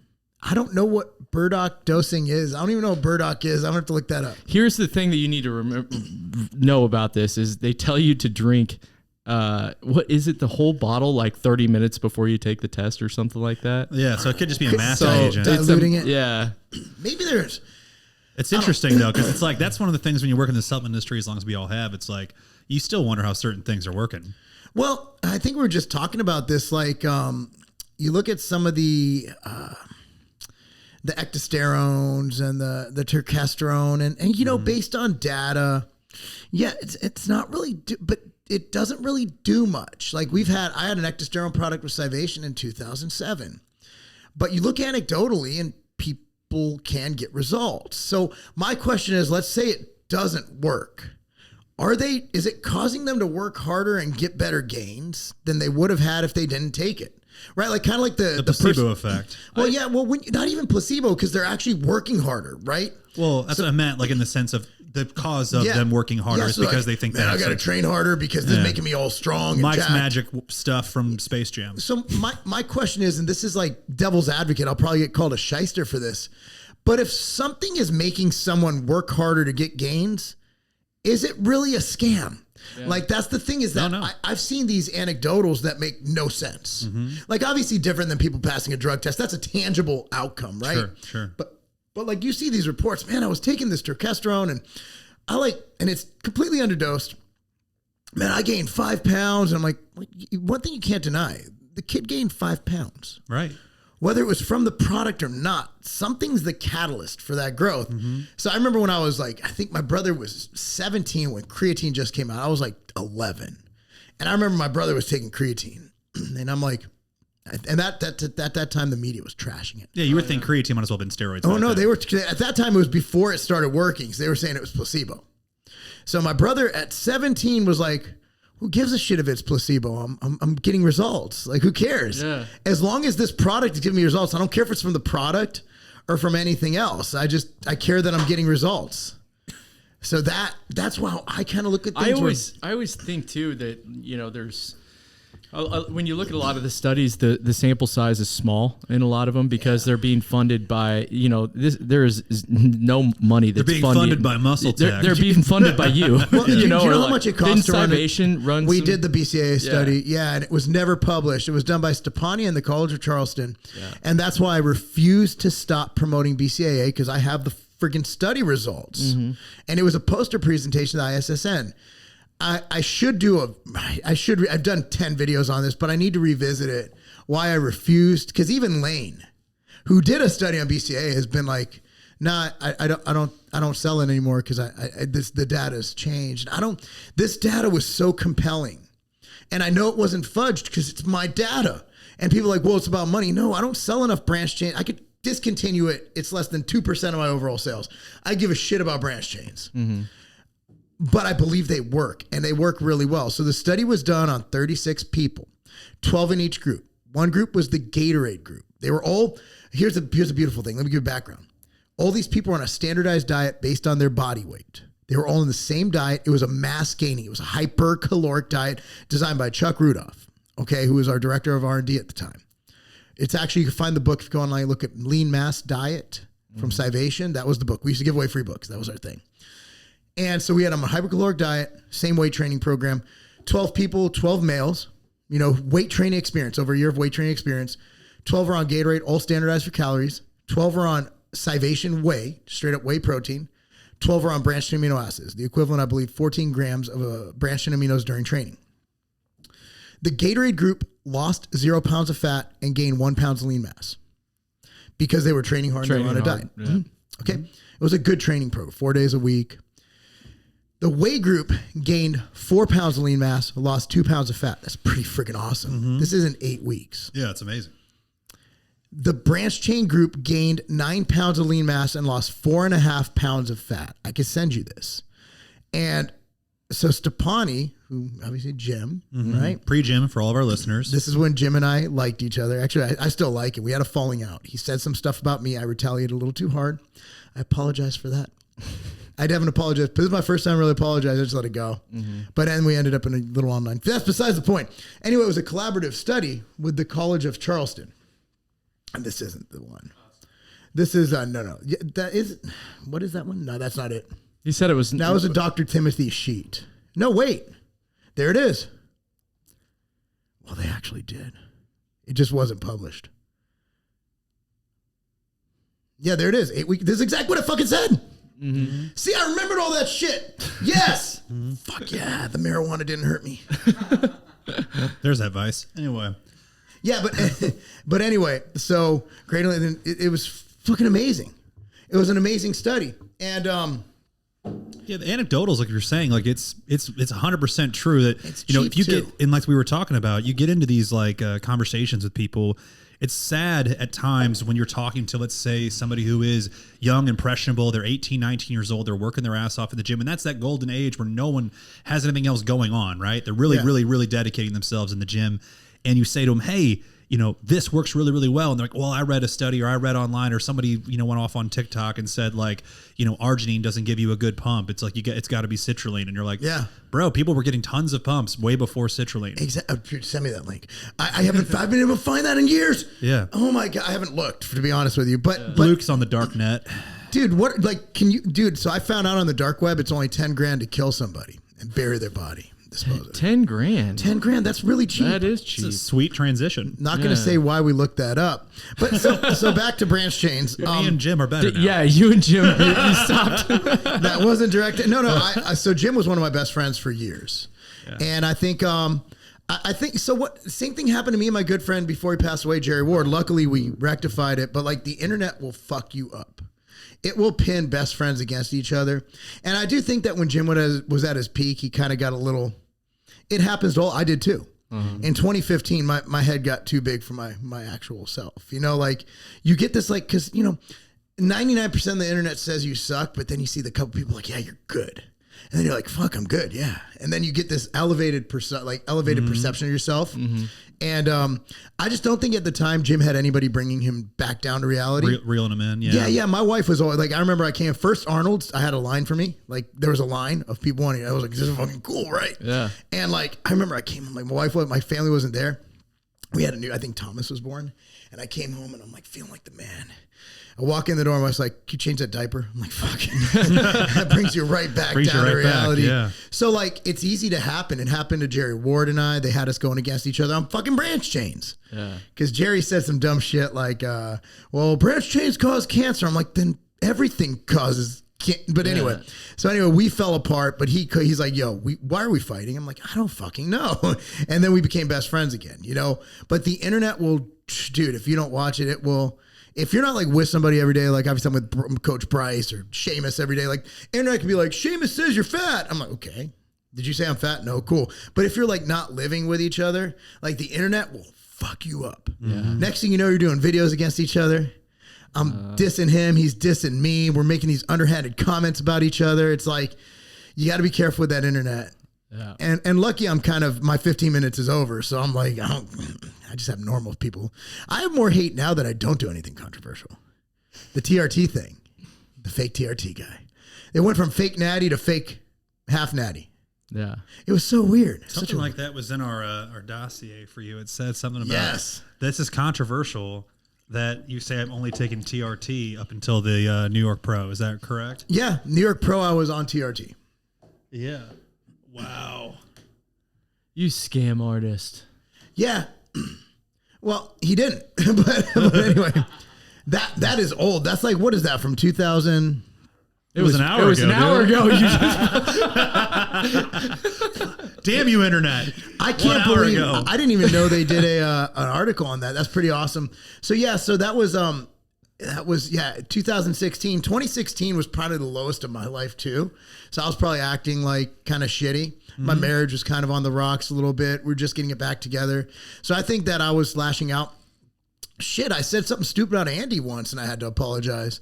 Just off the cuff. I said something dumb and then I'm like, and I actually went to Andy. I'm like, dude, it was like the day I fucking figured out I was wrong about everything. And I was like, fuck, I'm like, Andy's like, oh, it's all good, man. He's like, because I just opened up. I'm like, bro, I'm like, and Andy Frisella. He's like, but he was the coolest guy about it. He's like, dude, I get it. I'm like, okay, cool. If, you know what's if funny? Anybody on earth understands shouting off at somebody the mouth. shouting off. But what's funny is I think it's an impressionable age to think in business. I mean, Andy was around 34, 35, I was 36, yeah. Whenever he, 35. I think he, mentally went through the hardest part of his life was that time, and I think he's way better of a man for it. So do you know what kind of culminated for you there? Like, what was it about kind of all the different variables in your life that made 36 so tough where you had to like really look at yourself? Well, I think I got my priorities screwed up, right? Like because you have, I'm not going to blame external forces on my bad actions, but right. Like, so you have all these people depending on you. Sure. So you have that stressor, and then you get kind of then the inverse is you have to believe in yourself or you're going to fail. So that leads to a potential God complex. We were like, it's like that Kanye song. I'm sorry, Yay. Before the Jews canceled him. That power, no one man should have all this power. You kind of get that. You're like, but you're nothing compared to like Elon, right? Yeah. But in your fucking world, like all these people depend on you. So you're like, on one note, you're like stressed because you're like, dude, if I fuck up, these people can't pay their mortgage. And on the other hand, you're like, I have the power. So then you're balancing that, and then you have kids, and then I'm traveling all over. I'm in fucking different countries. I'm gone 300 days a year. And you lose focus where my marriage fell apart. Like, I was a mess. Like 2015, 2016, if I could I wouldn't get rid of them, like, because obviously I wouldn't be who I am right now. But like, if I could like get a do-over on those years, I definitely, like, knowing what I know now, like keeping the knowledge, but getting rid of what happened. Sure. Now those are very successful business years though. That's the really weird part because everything else fell apart. But that's where your priority was, it sounds like then. Back at that time frame. Yeah, but what I would say is because there's not really such thing as work-life balance. Was it worth it to send it those years?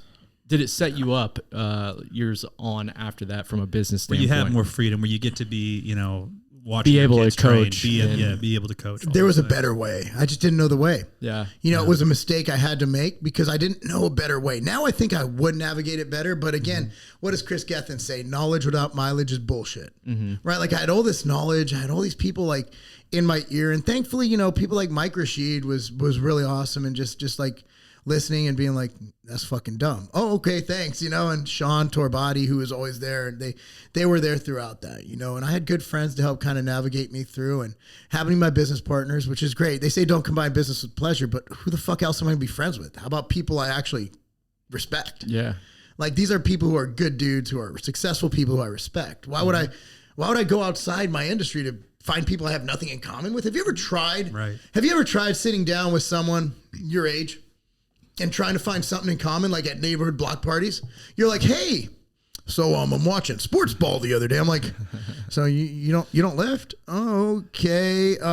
It's just I have nothing in common. I'm always like, people always just try and with me. They're like, so you're into fitness, you know, and you're just like, fuck, man, I'm just here to like watch my kid. Like, we don't need to do this. Yeah. Or like it's awkward going out with people because they always like, I'm eating like a normal person now, but like, we know when I'm getting ready for, I don't really go out. I shouldn't have. I did. That's why I lost really bad. I'm not saying I would have won. I would have lost slightly less bad.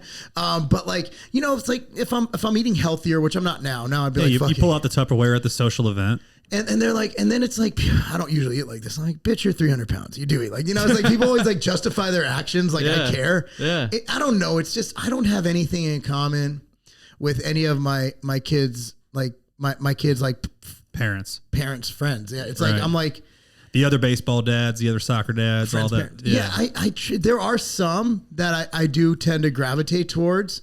But at the end of the day, I tried, and now it's just like I'm just wearing AirPods, listening to a podcast while the game's going. Yeah, yeah. It's just it's not them though. It's me.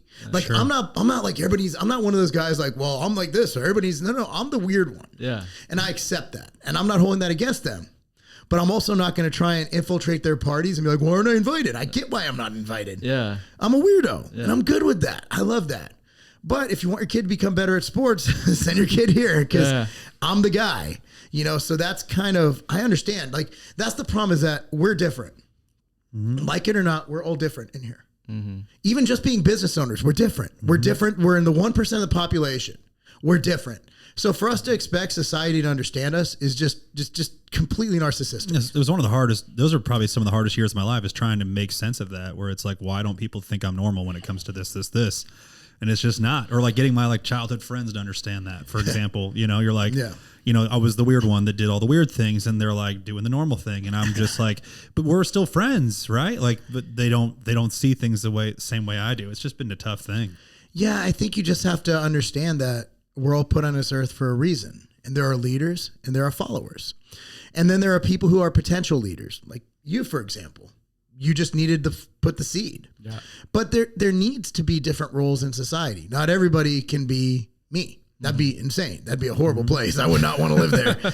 You know, but we all have this role. Whatever God put us on earth to do, we're here to do. But when we have kids, our goal should be to raise really awesome kids to carry on our legacy. Mm-hmm. And once you have kids, you have to kind of, you know, realize that those years of being selfish and those years of working for yourself.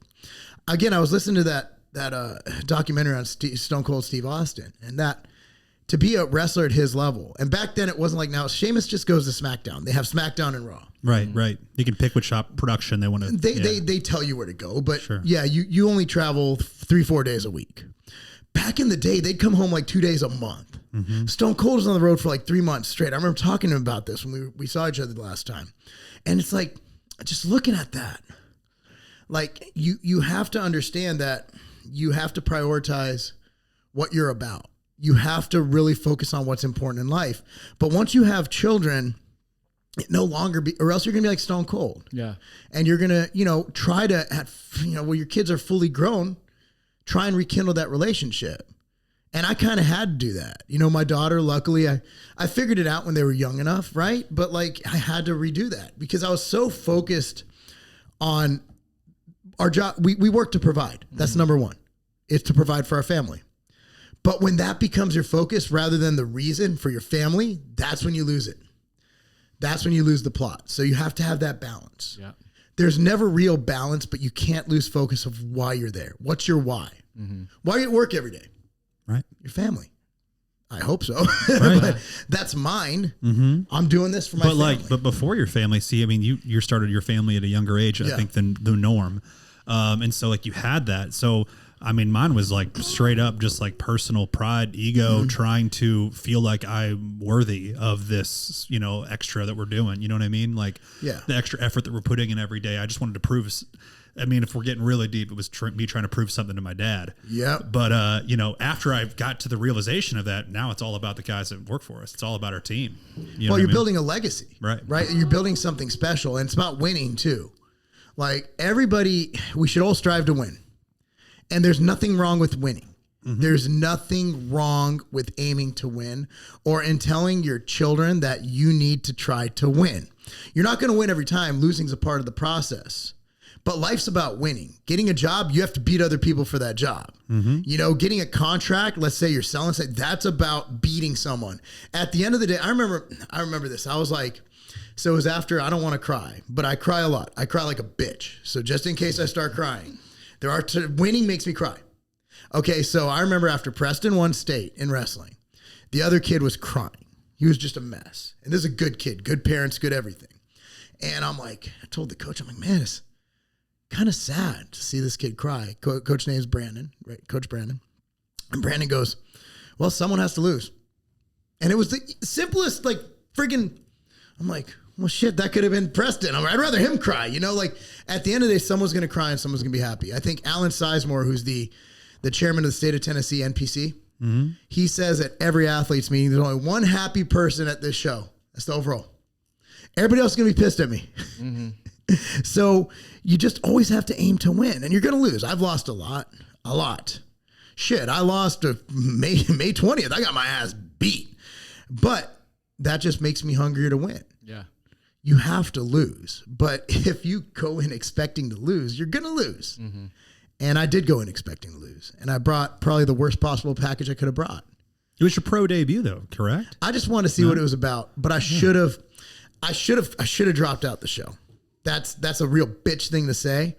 But, you know, I had some unexpected travel that came up with, you know, Ambrosia and Brandless. You know, we were this isn't a secret. Like, we're not yelling it, but Ambrosia in June of 2021 was acquired by a company called Brandless. We still own a minority portion of it. So, you know, at that time we were still transitioning. You know, it's about a year to really figure out what's going on. And, you know, we had a lot of stuff going on. We had board meetings, this, that, the third. And then I had the other businesses, and, you know, I was just traveling too much, you know, 3 days a week. But the thing is, man, like and this is what I respect so much about you from just getting to know you today, is that you've gone through so many things, right? You choose to get back into bodybuilding in a much later age, and not just like, you know, do it for the fun of it and compete in, or do it for the business side of things because, you know, you can relate more with your customer base, whatever. But like going out there and actually, you know, competing at a pro level. That's really, I mean, it's more, I never expect to be a pro bodybuilder.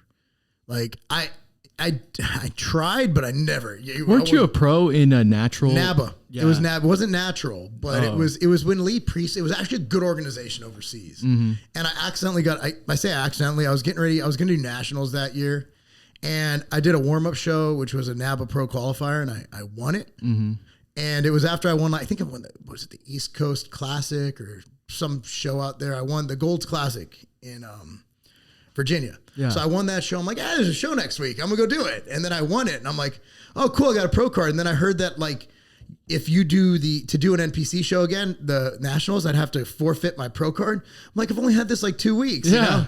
And after that, my marriage started falling apart. I'm like, I don't think I could bodybuild right now. I'm going to go box. I'm going to go get purposely punched in the face. That'd be awesome. That'll be way more helpful. Yeah, way more. I mean, if there's anything like bodybuilding, like if you want your wife to approve of something, do something she hates even more. Yeah. It's like, you can't bodybuild. Okay, I'm going to go box. I feel like people that are good at boxing, they come out of the womb ready to box, because I boxed for about 2 weeks, and I swear to God, it gave me like 4 concussions. I couldn't sleep at night because my head was like ringing 24/7. Oh man, and the first time you do it, you tense up. Oh yeah, your neck. So your neck and your traps. And then like there were times, so I used to spar every day with my coach, Eric, in Illinois. And we'd go in like, let's not spar today. And then like 10 minutes, are you bored? Do you want to spar? Because we'd train at 6 a.m. before anything. Because no one would train with him because he was good. And I liked getting my ass kicked. I enjoyed it. So like every day we'd go in, and every day we'd get a new injury. Like one time he couldn't drive. He couldn't turn his head because he was like rolling under. And I caught him right here, and his head just whiplashed. And then the next day, like I parked in the wrong driveway because he gave me a concussion. Like every day we were messed up. But boxing, yeah, I mean, my son has it. He loves pain. Yeah. Like I love the adversity of boxing. I like getting my ass kicked because you need that for business. Because if you can handle an ass whooping in the ring, you really think you're going to affect me in a board meeting? Yeah. Like unless you're punching me or stabbing me, we're good. Like I think we need adversity. We don't get enough adversity. Our society is soft. Like we need to have that. That's my kids. My kids have everything they want. Mm-hmm. They live in a rich area. They get whatever they want. Sports are their adversity. Yeah, we talked about this earlier. We were talking about sweating together and so forth. We try to build that adversity in with our staff too. You know what I mean? Just because we have to go through these hard things. Yeah, I think you have to have.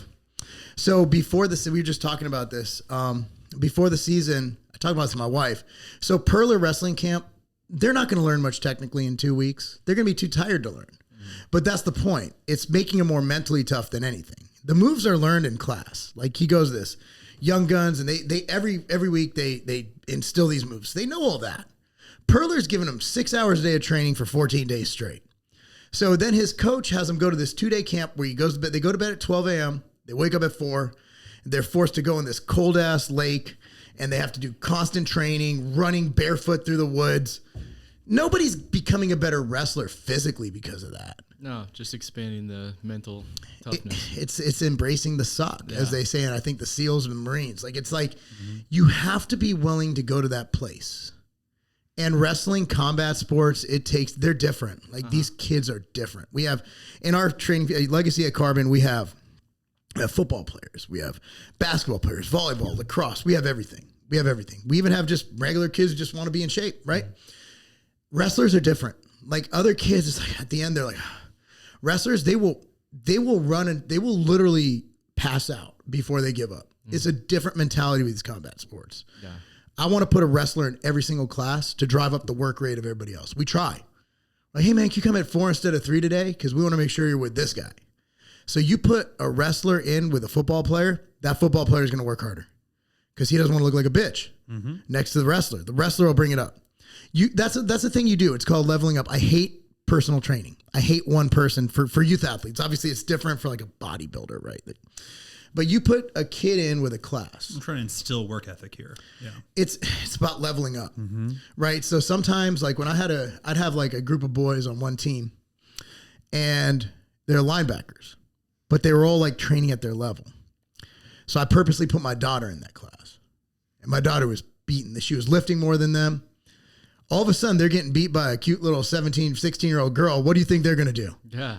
They're all of a sudden they're able to lift much more weight with good form. Yeah. They're running faster. They're jumping higher because they don't want to be shown up by a girl. They need the external pressure. You need to have someone show it can be done. The 4-minute mile, it was unrealistic. It was unachievable. There's been dozens of people run that after one person ran it. And now was that dude that just recently did, what is it, 4 of them? He did 8, what is it, 8 minute? Back to backs. Yeah. Back to backs. Wow. An 8 minute 2 mile. That's crazy. That's a sprint. That is crazy. It's unheard. I mean, it's absolutely unbelievable. Like, Can you believe what humans are capable of is insane. Like a lot of a lot of it has to do with there's reserve strength. You ever hear those stories about like moms picking up cars and dads like, wrestling a crane? So we have this, like our body prevents that unless it's severe fight or flight or survival to prevent injury. That's it. Yeah. Like if you look at flexibility, like that's mainly neurological because your body's saying, hey, if you go past this point, you're going to tear something. So it's mainly neurological flexibility. So if you look at what the mind is capable of, and that's what you try to tap into with these athletes. And that's why you do hard things. A lot of times you do conditioning drills. They're not going to do that in a game. Like even a soccer game at its highest level, they're walking 70% of the time. Right. But you want to know that you get it to that level. You want to show what they're capable of. You have to know what your max is. Yeah. They got to know what's possible for themselves. Or else they're never going to let their body go to that point. So it's all neurological. It's so much neuro. So that's what I look at things like. There's so much mentally that we're capable of that we just never unlock. Yeah, man. And that's what we try to do. This is the kind of stuff we try to coach our staff on. And just simply like, hey, man, are you pursuing your actual potential? We have that all the time. It's about getting kids to believe, getting people to believe that they can do it. And we see it every day. Like we get to see it every day with kids. Removing kids, all their limiting beliefs. The plasticity in kids, neuro as well as physical, is crazy. What they're capable of. And so, a good coach, and every kid's different. Like some kids like negative, some kids like, I've found that 99% of kids, positive reinforcement is the way to go. Like these kids, like these coaches like, oh, you sucked. It's like, what are you trying to do? Get this kid in therapy when they're 17? Like there's a coach actually from the soccer club who's actually, there's legal stuff involved and he's a horrible person. And this guy, there's like, I think they're trying to fire him. There's lawyers involved. Parents got it. But this guy, I'd hear him verbally berate children, young girls, 15, 16-year-old girls, 10-year-old girls on the field in front of people. And I'm like, dude, and I actually, I've confronted him before. Yeah. Words have been had. Well, yeah. I was nice as I can be, but let's just say I don't like this guy. So, and he's ruined a lot of kids have quit because of him. Why do people like that get into coaching? Like, it's just, it's a big league. Well, because what they're doing is they're trying to live vicariously through their daughters or through other people, and that's where they're getting their boost in ego, is by this soccer team being good and me being the coach of them. And if you're not good, then I don't get that boost in ego. You catch more flies with honey than you do with shit. That's true. That's true. Yeah, it never works. No one said that he was smart, though. No. It's just, I look at things and I'm like, if you look at children, they're so, they're a product of their environment. So if you put them in a positive winning environment, you're going to have positive winning people. Mm-hmm. I love that. Agree. Well, here's my question. What would this guy do to a coach like that? 17-year-old Marc Lobliner. Bro. Yep. The thickness. The coaches that were negative, I thrived on it. I loved it. I did way better with negative coaches personally. So I was the opposite of, so I was more like my daughter. My daughter's okay with like negativity. Mm-hmm. Tell me I can't do something, I'm way more psyched. Yeah, I mean, for me, but I was always just I would do what I was told on the field. Like I just wanted to get better. So, if a coach told me to do something, it was like, all right, well, will we win? Like, I just wanted to win. Like, all I ever wanted to do in life was win. Like, that's it. Like, how do I win? How do we win? So, like, as a high school, told my kids to this day, I'd trade my IFBB Pro card for any of theirs. Even my son's 10-year-old state title. My daughter has a state ring for soccer. I don't have any state ring. I just have a fake sport pro card. It's a pageant. Yeah. So, like, I want that state ring. IFBB Pro card's still pretty legit. Dude, I was 56 too, man. Yep, Lawrence Taylor, bro. Yeah, absolutely. LT. Yeah, you see that belly? Sexy. Absolutely. I was just, that was when the pads were bigger than the person. Yeah, man. Like, those were the largest shoulder pads. Did you wear the neck roll, or is that just the shoulder pads? There was a neck roll in the back, I believe, if I'm not mistaken. Yeah, I mean, you had to have one. I feel like those have just been, like, the last, I think there's only, like, Chris Claiborne, if you remember that name. Oh, yeah. Middle linebacker. I think he's the last neck roll in the NFL. Dude, you used to have, they were like this big. There was nothing cooler. There was nothing cooler. If you played a team that the guy had the cowboy collar that was just the board up the back, you're like, dude, where do I get the board? Yeah, he had a straight it's board. Like a board. Yeah. I don't know where you bought those. Where I know. I was like, we had cowboy collars. I had a cowboy collar, but I never had the straight board. The cowboy collar did nothing. It was too. By the time your head goes back there, you already have like a broken neck. We were talking about like the. But it looked awesome. Yeah, I was about to say we're talking about like the effects of having like placebo. Well, dude, a cowboy collar is the most placebo effect of all. Absolutely. Time it was football. The greatest thing. I'm going to hit you 10 times harder than I would have. Rugby? I've never played rugby. I've always wanted to. So rugby, they have a rule where you're allowed to have pads, but they have to be 1/8 of an inch thick. They can't be any thicker than that. And so like when people would wear them, I'm like, what's even the point? And they're like, it makes me feel like it's going to protect me when I spear this mother. You know what I mean? And so I'm like, I get it. I get it. Like lambskin condoms. Yeah, exactly. Yeah. So I hate condoms so much, I got surgery to never have to wear one again. Well stated. Vasectomies hurt. I need to go get this. Don't tell me that. I really need to make an appointment. I canceled it 3 times before I went through with it. Did you have a vasectomy party? I heard they're doing that now. No, I did not have a party. It's a brosectomy. Yeah, that's what I'm saying. Had your buddies come. Everybody parties. Afterwards? Yeah. Because you're laying in the couch with ice on your balls. That's what I mean. It's like bring the N64, bring the snacks. It's just a hangout sesh. No, I really didn't like it. It wasn't fun. Like anybody says, it doesn't hurt. I'm like, then you have a problem. Yeah. Because it hurt. Like that thing was painful. Oh God. They're like, I'm checking now. I hear. I'm checking out of this podcast. You can reverse them? They cauterize it though. Like they used to have them where they grow back. Like because your body heals. So now they burn. So they cut it and then they solder it. That's what my buddy told me. It's the worst because you can smell the like skin burning. Yeah, that's your balls. Yeah, that's your balls. Yeah. Yeah, that your balls are on fire. Yeah, they also like split. He goes, dude, you're in like stirrups. I I don't know if it's stirrups, but he's like, you're basically spread eagle. I don't remember. I think I Man. blocked that out, but Women are going to love this one. So This he podcast. he went in and he did. I was like, oh, it's finally over. He goes and rolls the chair to the other side, and I'm like, what are you doing? He's like, there's two of them. I'm like, there's not a central valve or something. Yeah. I thought there'd be like an on-off switch. Like he had to do each testicle separately, and he has these like. This is the same guy who did my abdominal surgery. This guy went in and he's like, so I knew him. Like we were having a conversation, and he goes. He's like, yeah. He's like, and he has these like big hands. He grabs my testicle and just. And he was joking around too. He had like the drawing needle and then like the little insulin pin they put in your nut. Yeah. He's like, well, this is what's going in you. I'm like, he's like, no, I'm just fucking around, bro. It's this one right here. They were actually pruning Hold shears, on, Kyle. hold on, they were like hold on. gardening pruning shears. They You're inject your- prolonging the time that I actually have this done by years right now. Well, I mean, it depends how bad you want to have another kid or if you want to have another kid. I don't.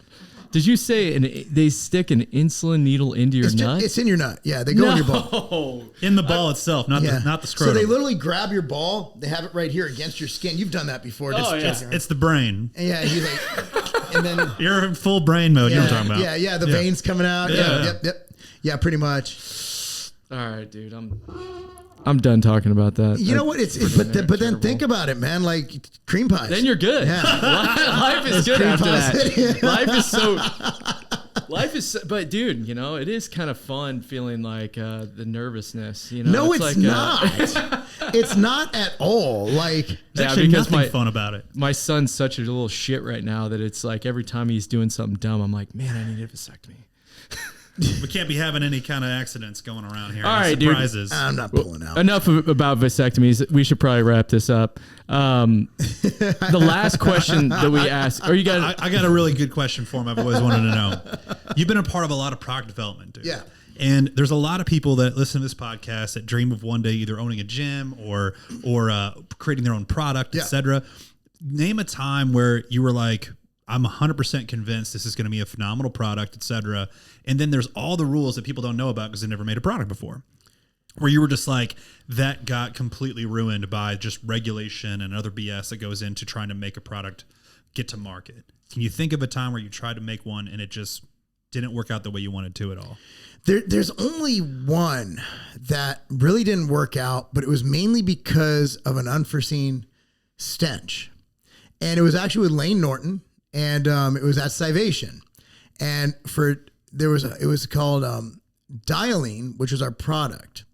Was actually the DIA was actually named after a garlic extract. I forgot the exact nomenclature for it, but shit, the science was amazing, and we had the extract, and so we went along with the process. We were formulating it, and it was it's finally formulated. And we're like, great, we got the pricing worked out. So we all took it, and we all smelled like garlic for like 2 days straight. No. It came out of our pores. It was shit. It starts with DIA. It's a garlic extract. And Lane found it, and it was going to be Lane's like at that time. Lane, He was like on the message boards, but he never like I don't think to this day he's really like it was his first like ingredient find. Yeah, Sure. And we were really excited, and everybody was excited, and he was going to get a piece of it, like get a good royalty. And I don't even know if he remembers this still. And I remember like we took it, and I remember Chuck and me, we were like in his house, Chuck Rudolph. And we took an actual syringe and we got it was liquid. It had to be made into liquid caps. It was just like a little bit, like not even like close to like a quarter of a cc, like a tiny, like It's like a vitamin D gel or something, and right? just like boop, right on our tip of our tongue. And then our wives were calling each other like, what the hell did they take? And we all smelled like garlic for like 3 days straight. We couldn't, we tried to do everything to fix it. We couldn't. And Damn. yeah, we got it straight. We straight up got it synthesized, made. It was a big project. How much did you lose? I don't think we lost much, a couple grand. Like it wasn't that big. It wasn't an expensive R&D ingredient at all. Yeah. But it was so effective, and no one has come out with it because of the smell. I don't even know if anybody's actually figured out what it is. I think this is 2007 or 8. Yeah. And I just remember Lane was like, this is fucking amazing. You know, Lane gets very excited. And I'm like, it's great. Let's go. Yeah. So Chuck got with the lab, got it. That was that. I still remember that because I'll never forget how bad we smelled. So we had prepared questions, but I like the podcast to just kind of take its natural form, right? And just let it all go organic. But there's two more prepared ones that I really had that I was excited to ask you. And the other one would be, when you talked about, the product that didn't make it to market, give me one where you had the idea for it. You absolutely thought this shit ain't going to work, and somebody else did it and it worked. Do you have any of those where another company came out with something similar that you thought of already? I don't. I will say that the outright bar was a mistake. I just wanted to make that for my kids to eat between soccer games. Who was going to buy a high carb bar? Like at that time it was Quest and One. Yeah, everything was low carb, low, high fiber. Yeah. My daughter was playing the Midwest Cup, and I think it was like 2013. She played both ways. She played, the whole game at center mid, running 7 miles a game. There was nothing to eat between games, and One bar and Quest bar and Cliff bar didn't fit what we needed. Sustained energy, One bar and Quest are great, but if you eat that much fiber before a game, you're either going to cramp or shit. Yeah. Mm-hmm. So there's no in between. So I'm like, took me like 4 years, and I finally figured out how to make it. Yeah. And we launched it with the intention of just selling enough direct to pay for ourselves to eat it free. Yeah. And then it turned into whatever the hell it is today. So that was an accident. Delicious is what it is. They're delicious. That was my biggest accident. And an unbelievable amount of people trying to copy it. Yeah, you know what? And I think that's just, Xtend was the same way. And I'm actually surprised it took them that long to copy it. Like I thought it would be in the first 2 years, which kind of makes me think I could have made it better. No, I'm just playing. Yeah. Like Xtend only took about a year. Recoup. That was the name. Dimetized Recoup. They literally copied. I remember it to a T. They copied my writing. They copied my write-up. 0.1 more of everything, by the way. Oh, dude. Remember that? So that just brought me back. That's like 2011, 12. Yeah, so we sold Elite Recoup, and it was cheap as dirt. I remember calling my guy at Elite. I don't remember who it was. Was it Rossman? The font and everything, bro. I remember calling him, and I'm like, can you just change I know I can't sue you, but I can sue you for the write-up. Can you just change that? Because I can't afford to sue you guys. Like, it was like the same. Xtend was 7 grams of BCAAs per serving, and Elite Recoup was 7.2. It was so funny. And that was, they copied it literally the same. But that was Dimetized as a brand. I was about to say, as a brand, they were kind of doing that. They were just copycat brand. When I first saw it, I was in Florida just doing store visits. Yeah. And I remember I saw it on a shelf of I forgot which store it was. And I'm like, the fuck is this? And they're like, oh yeah, this is basically their Xtend. I'm like, why'd you buy so many of them? He's like, they were like $5. Yeah, they were like $7 cheaper. Like, well, I guess that's how it's going to be. So good news is that whatever, it's part of the game. Like if you create new categories, like we did with Xtend, like we did with Outright, like you have to expect that. The question is when, and since then, like I think it's grown the whole category. So I'm not like mad. Like we were the ones to put in the legwork and get the category going. And it just is what it is. You're just, there's nothing you could do about it. Like there's going to be other electric cars other than Tesla. We just got to keep getting better. I think every new flavor we launch, like the birthday cake, is better than the previous one. And I think that we just do more work. Like I'm going to visit 300 stores by the end of the year. None of the owners of these other knockoff brands are going to do that. You know why? Because they're lazy and they're copycats. Mm-hmm. I love it, dude. I'd rather be a hardworking innovator than I'm not going to insult anybody because it's a different way of living. Like there's nothing wrong with copycats. We buy them all the time. You ever buy the store brand? Mm-hmm. Yeah. That's the same shit. Like if you buy Members Mark at Walmart, you're that asshole buying the knockoff Outright bar. Yeah. I do it myself. I'm a Kirkland Costco fan. Mm-hmm, exactly. So for me to say anything bad would be like, okay, but just realize we do a better job. Yeah. And you'll continue to trailblaze and everybody else will continue to follow. Yeah. And I mean, honestly, if you buy their product, that's fine. But just realize every time you eat one of those bars, a puppy dies. We have you're gonna go to hell. Kyle and I are we're supplement dudes. We've literally made our entire living off of just being genuine fans of supplements. Like awesome. Actual loving of a new product. I mean, dude, when you came out with Ruckus, I was pumped, literally. And we had all these different like fans of different products over the years. But I'm interested to ask you. MTS Way red velvet cake was my favorite game you've changer. ever done. My teeth were red as hell. It was awesome. Yeah, it makes your poop red. And just dude, I told him that the Absolutely. Hey, do I have a hemorrhoid or am I enjoying too much whey? That was blood. My ass is bleeding. It could be from that time you had with Bo. Hey, who knows? Listen, sir, it was not Bo. Bottom position. We're bringing all of it together. I was about to say. Now we're so. As a fan of supplements yourself, what do you put on your Mount Rushmore of supplements? You got 4 tops of all time, and it can't be the ones that you've made. That's the only disclaimer. Can't be the one. Oh shit! It's hard to not say nectar. Because that's what I always pay attention to. Everybody has to take nectar. You made Syntrax nectar? No, that's the protein nectar from Ambrosia. I'm thinking of Syntrax. Remember Syntrax? Oh, that nectar? was the fruit protein. Fuzzy navel. Do you remember when we roadside lemonade? Remember we knocked it off with Primaforce Substance WPI? I did not. Oh, yes, watermelon and grape. Oh man, we got a lot of Primaforce. I was about to say Primaforce. We sold a shitload of Primaforce. They're still out. New owners. They're owned by my buddy works there. We killed it on the single ingredients like the L-agmatine and the agmatine sulfate was being sold a lot. Crushed it. When so I can be single ingredients, right? Sure. Okay. Absolutely. Creatine. No doubt. Yeah. Did you have a favorite? Monohydrate. Yeah. Always monohydrate. Was it the German, whatever they call it? What's that trademark? Well, I mean, yeah, Creapure. Creapure. Yeah. I mean, generally speaking, Jews tend to be scared of Germans, but I think they did a good job on creatine. Made from real Jews. Yeah. I'm just kidding. That's wrong. Stop it.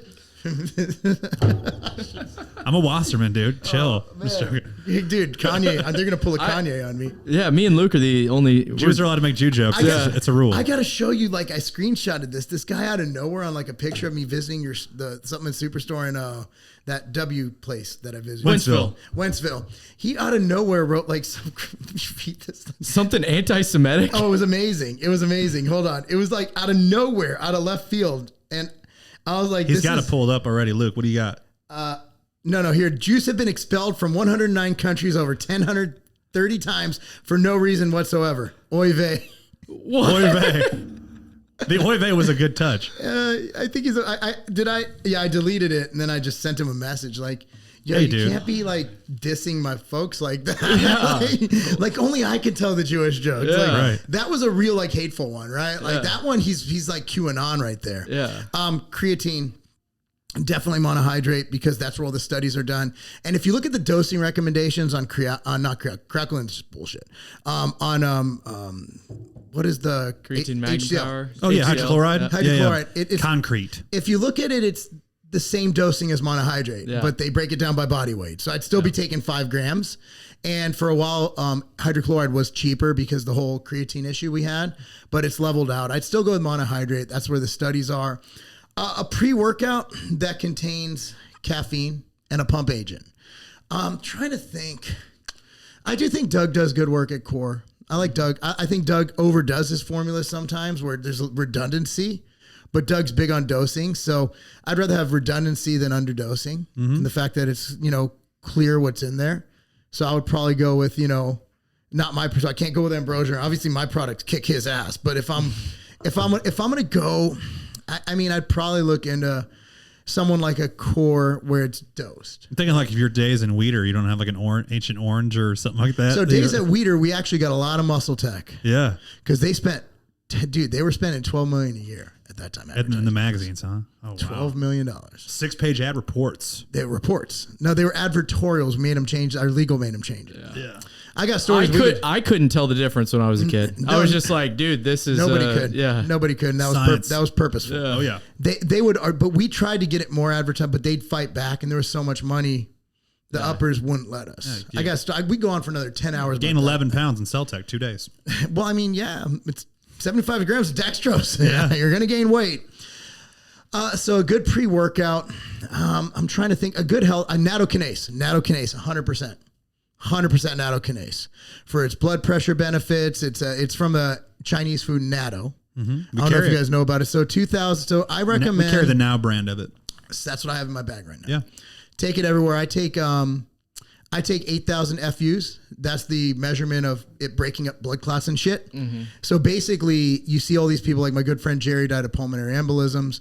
If you fly a lot, if you've had medical interventions that might increase your risk of clotting, that might be a shot that the government promoted very heavily, or you just had COVID. Yeah. Because all those things have been shown to, have some effects on the heart. I don't know. I'm not claiming to know much. I just know that there's a lot of concern about people who got that shot. Mm-hmm. And if I'm going to do anything to prevent clots, if it does, I don't know if it actually leads to this. This is all where people saying stuff, anecdotal. But whether you got the shot or not, I think nattokinase can benefit anybody. Yeah. There's very little, No drawback on there's it. no drop, and it's cheap as hell. Yeah. Like $8, I think. is I'd say 4,000 to 8,000 FUs a day. Natto. I'm trying to think. What protein did you scoop outside of your own brands? So if I'm going, Because we gotta put protein on Rushmore. yeah, you got. Well, Whey protein I protein. consider a food. I'm Yeah. with you. So, I mean, I haven't had any protein other than my own in a long time, but I'd probably have to again go with Doug. I'd have to go with Core because I know Doug and I know where he makes his stuff, and I trust the quality. And there's a reason why he charges so fucking much for it, because it's actually good stuff. Again, I'm not just simply. He's the one. If it's outside of the brands I own or the brands my partners own, like I'd probably go with someone I traveled with for years. Sure. And Doug's he's my guy. Like he's a good guy. What's your favorite MTS whey flavor? I always go back to the red velvet. Yeah, it's good. Yeah, it reminds me of that time of the month, and I'm a freak like that. So the red jokes just it's natural. Teed red, up, though. you It's know? natural. It's Yeah. natural color. It is. So other than that, I mean, it's health supplements, right? Like if I'm looking outside the box, I'm looking at injectable glutathione or intranasal glutathione if I'm thinking outside the box, because glutathione is the master antioxidant. It's not orally bioavailable. If I can't get that, I'm going to take high dose NAC. Milk thistle. I always like milk thistle, silymarin, NAC. We had that in the original Primaforce Pro liver. Yeah. NAC, that's what they put in if you have liver issues, if you go to the hospital, they'll put that in your IV.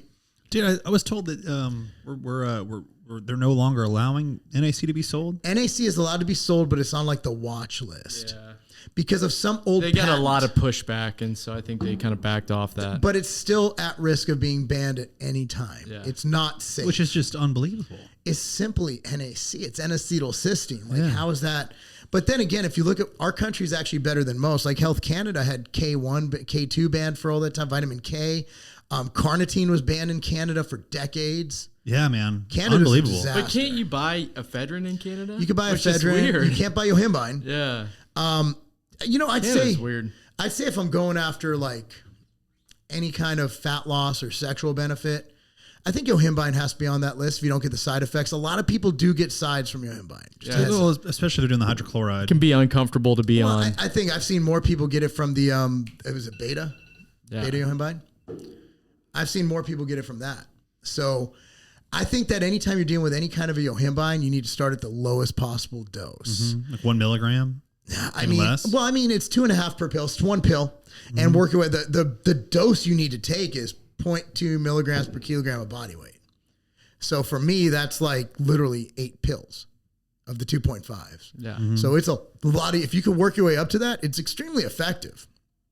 But yohimbine is one of those things. I think it's underrated and it's extremely inexpensive. But you got to be careful because again, it's usually Yohimbi is like one of the Especially ingredients that's stacked made with me feel like caffeine, you're maybe shaking maybe I'm gonna unbelievable. have a panic attack. Yeah, usually like my wife can't take it at all, but usually like the better something works, the higher the side effects. Yeah. Like Tren.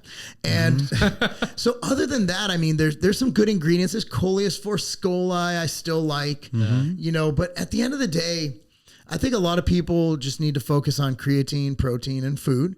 And then add to that if you feel like, oh, some testosterone will help me here, great.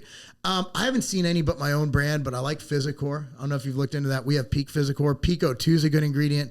Anything that puts Pico 2 in it as a beta-alanine combination or a substitute of beta-alanine. First time I had Pico 2 was in Xtend when you guys put it in there. That was after me. Or that was after you That was sold after. off. That was when I was gone. Yeah. Sorry, dude. Yeah, it was okay.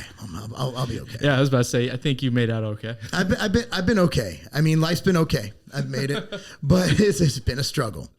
But I mean, other than that, I mean, you look at the proven ingredients. There's a lot of things out there that are adjuncts. We can argue all day about terkestrone and beta ectosterone, whether it's raponticum or cyanotis. Like, there's so many different ingredients on the market. The one thing I will caution is, a lot of people look in straight to the SARMs and things like that, especially for kids. Just look into what you're taking. In fact, I'd say if you're a kid, don't take it at all. Don't mess with anything on your endocrine system. Don't mess with any hormones. until you're in your mid 20s, really. Yeah. I mean, if you're 18 to 23 years old, you're still in that sweet spot of testosterone. Yeah, we always tell people you're basically maxed out at that point. But you still get a lot of kids that come in, they're trying to buy a natural test booster. I'm like, dude, it's like throwing newspaper in a forest fire. Like, dude, they're not even taking carbs or protein. They're not, their diet's not in check. And they're thinking, I need to take this bottle of pills instead of just like the basics. What's crazy when it's like, how much protein you eat? I eat a lot of protein. Well, how much is that? Well, I eat like 2 chicken breasts.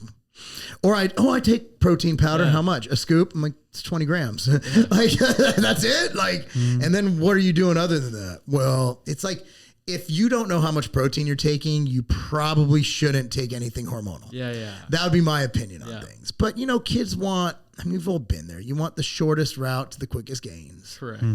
And supplement industry is really bad with marketing too. Well, it's like it can make you feel, right? Yeah. I mean, you have to sell it, and we've noticed that with social media. Yeah. Like you have to hook them. Yeah. You have to get that hook. So your initial hook needs to be almost outlandish to get people's attention. And then you have to close them. So there's a lot of crap out people's there. Also their attention span is shortening. So like getting people to the brands. I mean, dude, I'll never forget the first time I ever saw a Force Factor ad. Right, the bench is 420, weighs 165. And it was like, this is a 3 gram arginine pill. Yeah, then you look at it, you're like, oh, this is a pump product? That's $70 3 grams of arginine? Yeah. I mean, more power to them. I just couldn't sleep at night if I did that. Yeah. Like, I like when like in the internet, I don't know if it's because of the Jewish thing or what, but some people are like, oh, well, you're scamming people. I'm like, I sell bars made of peanut butter and protein powder. Like, I don't even sell any crazy, like, outlandish claims. Like Peak Physicor, I just say exactly what's on the patent. Yeah. Like, hey, it's literally scientifically validated claims. Like, I don't make those crazy claims. And I'm not one of those like, and hey, you never have. I never will. No. But that's what's crazy is that now I know what happens. Like, you look at RFK Jr. right now, how they're like trashing him because he's questioning things. Like, they're like, he's racist. He's anti-Semitic. What are you talking about? The dude's done more for Israel than like any politician. Yeah. And I'm like, so if people say things enough, if they trash you enough, it just becomes, oh, that guy's that. That's what he is. Yeah. Yeah. It's just absolutely nuts. I was listening to him talk in front of Congress and I'm like, that's the power of like just saying something that if you say it enough, people will believe it. Yeah. And you see it all the time. Look what they did to Joe Rogan. Like out of nowhere. Like dude, CNN changed the color of his face. So like you can live the most virtuous life and it doesn't matter. If someone wants to take you down, they will. Because most people don't have the time to look into if the claims are true. Exactly. Like, oh, well, Marc Lobliner rips people off. Dude, I went and saw that movie Sounds of Freedom last night. My family's going to see it on Tuesday. I can't make it. So I go and see it and I purposely like didn't read anything. So you're one of those beforehand. QAnon dads. Yeah, dude. So I watched this movie and it seems like an honest to God, like it was just like a C quality movie. Yeah. But it seemed like it had a really positive message. Obviously, we're anti-human trafficking here. Yeah. Like, where are we? Why would so then I like decide to Google it afterwards. And it's something I had to sit with for a long time because I just didn't truly understand. Why is it that the Washington Post, the Rolling Stone magazine, so on and so forth, everything was about just what the movie represented and trying to dismantle it or undermine it versus it just being about the quality of the movie or the message. It was all like every headline, QAnon tinged movie, like everything was to discredit the movie. So do you ever think and it was like, why would they go about that way? Why is that? It's really hard. Taken was about anti-human trafficking too. No one's, throwing stones at Liam Neeson. I don't understand. I'm a cynic, but it's really hard for me to defend that the elites in Hollywood aren't pedophiles after what they did to that movie. Because I was the first one to be like, dude, I don't know if they're like, I don't believe that all of Hollywood's a bunch of pedophiles. And then this movie comes out and I'm like, that's some shit that pedophiles would say. Yeah, like, why are you attacking? Why are you telling people not to watch a movie that's anti-child? We should all, if there's one thing America should agree on, it's that, but in California, they're literally fighting to get rid of the age of consent. Yeah. I have a feeling that we have been infiltrated, and oh God, I'm going to be that guy. We have been infiltrated by a bunch of fucking perverted pedophiles, and they've taken over the LGBT movement. Yeah. TQIA plus. Whatever, but take away everything after LGB, because that's what I grew up with, all right? Lesbians, gays, and bisexuals. Let's just keep it there. They've taken over that movement. And now they have MAPS, minor attracted people, and it's in their flag now. They've hijacked a movement that I'm down with. Yeah. I'm down with the gays. I love it. I love y'all. Y'all dress awesome. Like, but now it's crazy that now they're lumping together minor attracted persons. They stuck that in on the flag. It's a new spot on the pride flag. So I have gay friends who are pissed. Yeah, having tons of them. Kids, dude. It's honestly the thing that freaks me out the most. Like where my kids go to daycare, they had a teacher, and I pulled one of my kids out of this guy's class. He was probably a great guy, but I was like, I don't want to risk it. Like he rubs me the wrong way. Yeah. And I was like, I'd just rather not. I'd rather not even have to worry about it. Not a chance we're willing to take, but yeah, like just to the point at hand, if you guys watch this movie, it's worth watching. Yeah. You know, at the end, there's a message that says pay it forward. And, you know, people, and like I said, that whole message of them saying at the end, like, hey, this is something that we think needs to get out there. I think that we need to bring more attention to human trafficking. There was a stat in there that said, you know, there's more enslaved people in the world right now than there ever has been in human history. And that includes and that's including when slavery was legal. And so you think that this would have some kind of a positive message.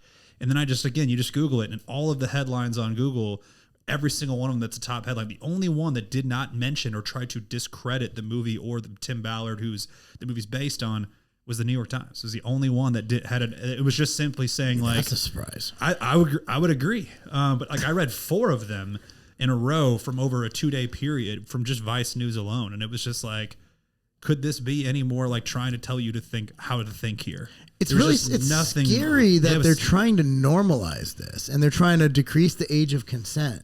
Like that whole thing in California, it's a thing. They had a bill that just got knocked down by Newsom that would actually increase the penalties for people who commit sex crimes against children.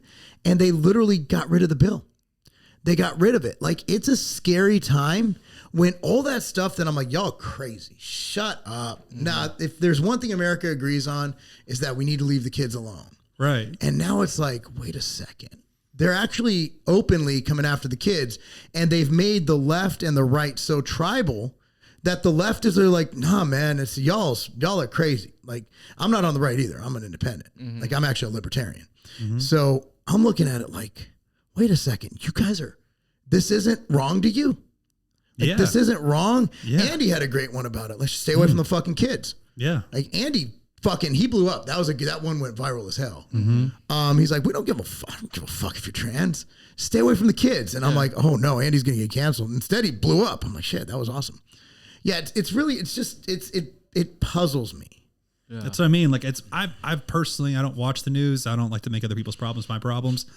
I just, focus. And so anywho, every day I just like live my life and don't care. Try to not, and then I watch this movie and then I see how people are reacting to it. And I'm like, man, it's hard to sit here and look at that and say, they're not trying to like manipulate my mind into thinking that this is what I'm supposed to feel about this. We have to be political. We have to. Yeah. Because what's happening is if you don't speak up, it's too late. Yeah. Like, we have to be like, this is a hard no. This is where I'm drawing the line. I'm drawing the line on children. That's where I'm like, cancel me. Go ahead. Yeah, what they do is they back off and then they come at it harder, in a couple of years down the line. It's just see how far you can push it, push, back off a little bit. See how far they can push, back off a little bit. It doesn't seem like they backed off for a while now. It seemed like You're it's just probably been right. straight at it. And it's like cyclical though. Anything that's goofy like that, I'm anti-goofy now. If something's like goofy, I'm just like, bro, I'm not doing that. Like I'm not playing the goofy game. We're not doing goofy stuff. Yeah, I mean, I'm not that guy. I was the first guy. But I'm pretty sheltered in Tennessee. Like, we don't have many goofs. But it's prevalent, and child trafficking is a huge issue. Yeah. Human trafficking is enormous. The movie starts off with just like nothing but security footage of people being picked up off the streets, just little kids playing, and then a guy comes up on a scooter. Real footage? Real footage. Well, is it real, Kyle? With AI now, you don't know. What do you mean? I'm just saying, like, you think it's real. All I'm getting at is like what these articles are trying to basically just discredit everything that's happening in this movie. It's a conversation we need to have. That's the problem, is that like they're doing Like, this. so these security articles are saying, I mean, dude, I'll just read you 6 headlines to start off with because I just did this. It's unbelievable. So, anyways, dude, enough with I agree with that. We probably should wrap things up. Yeah, we're off the rails, but yeah, here's the headline to start it off with. I'm just saying, I just Googled, Tim Ballard, and it's like, I've listened to a lot of podcasts with him. He seems like a great guy. Yeah, I haven't listened. I have no knowledge of anything going on other than the movie. He's on a lot of military podcasts. These are the top ones. NPR, QAnon supporters are promoting Sound of Freedom. Forbes, Sound of Freedom hits 100 million at box office despite scrutiny. Fort Worth Star Telegram, Sound of Freedom obscures voices of trafficking survivors. It's obscuring their voices. Trump screens Sound of Freedom, seeking to rally evangelicals around fear of child trafficking. We should all be fearful. Everybody should always be fearful of child trafficking. A famed anti-sex trafficking group has a problem with the truth. Washington Post, is Sound of Freedom a true story? What to know about the movie? QAnon ties. Fox News, Sound of Freedom movie prompts crucial call to action. God's children are no longer for sale. Fox News. They know their readership. Yeah. It's just, Rolling Stone, Tim Ballard, inspiration behind Sound of Freedom, quietly leaves anti-trafficking group. It's just all like nothing about the actual movie. Well, everything's so polarized. Yeah, man. It was just sad. That's why I don't watch the news. I don't read the news. I'm sorry if I sound like sheltered or like an idiot, but you sound like an idiot, but I don't think that's the reason. Okay. Well, I appreciate that. All right. We usually wrap up with a barbecue question because we're in Kansas City. Which I saw you just had Sugar Fire barbecue. That was insane. Yeah. That was really good. They kill it. We love Sugar Fire in St. Louis. In Franklin, Tennessee, we got Puckett's. Mm-hmm. That's where Tennessee has its own little flair. Yeah. But I'll say that and it wasn't really barbecue. It was dip brisket. It was more like a Chicago flair because we dip everything in Chicago. Well, I lived in Chicago. I was born in Chicago. Mm-hmm. So it was dipped. It had that vibe, but with a barbecue flair. It was insanely good. That was really good. So good. I'm like, shit, I need to post. Yeah, it was so good. You dip it. It was, and the brisket was lean. The rice had sausage in it. It was good. Hell yeah. Yep. Let's go. I've had that. No cheese. Yep. Last question. Your go-to cheat meal when you're saying screw it. Oh, man. That's a good. You know what? I like cookies. Same. I'm a cookie guy. I'm not Crumble fan? So Crumble is actually, they share headquarters with Brandless, the parent company of Ambrosia. That's incredible. Yeah. So when we do something nice, they usually send us cookies, which is why I try to do my best. Yeah. Actually in my car, I have cookies that my daughter made for my trip. Nice. I love that. Well, bulking. What's your go-to cookie? Oh man, my mom actually owned a cookie store when I was a kid called the Gookie Cookie Company in Simi Valley, California. Amazing. Family recipe.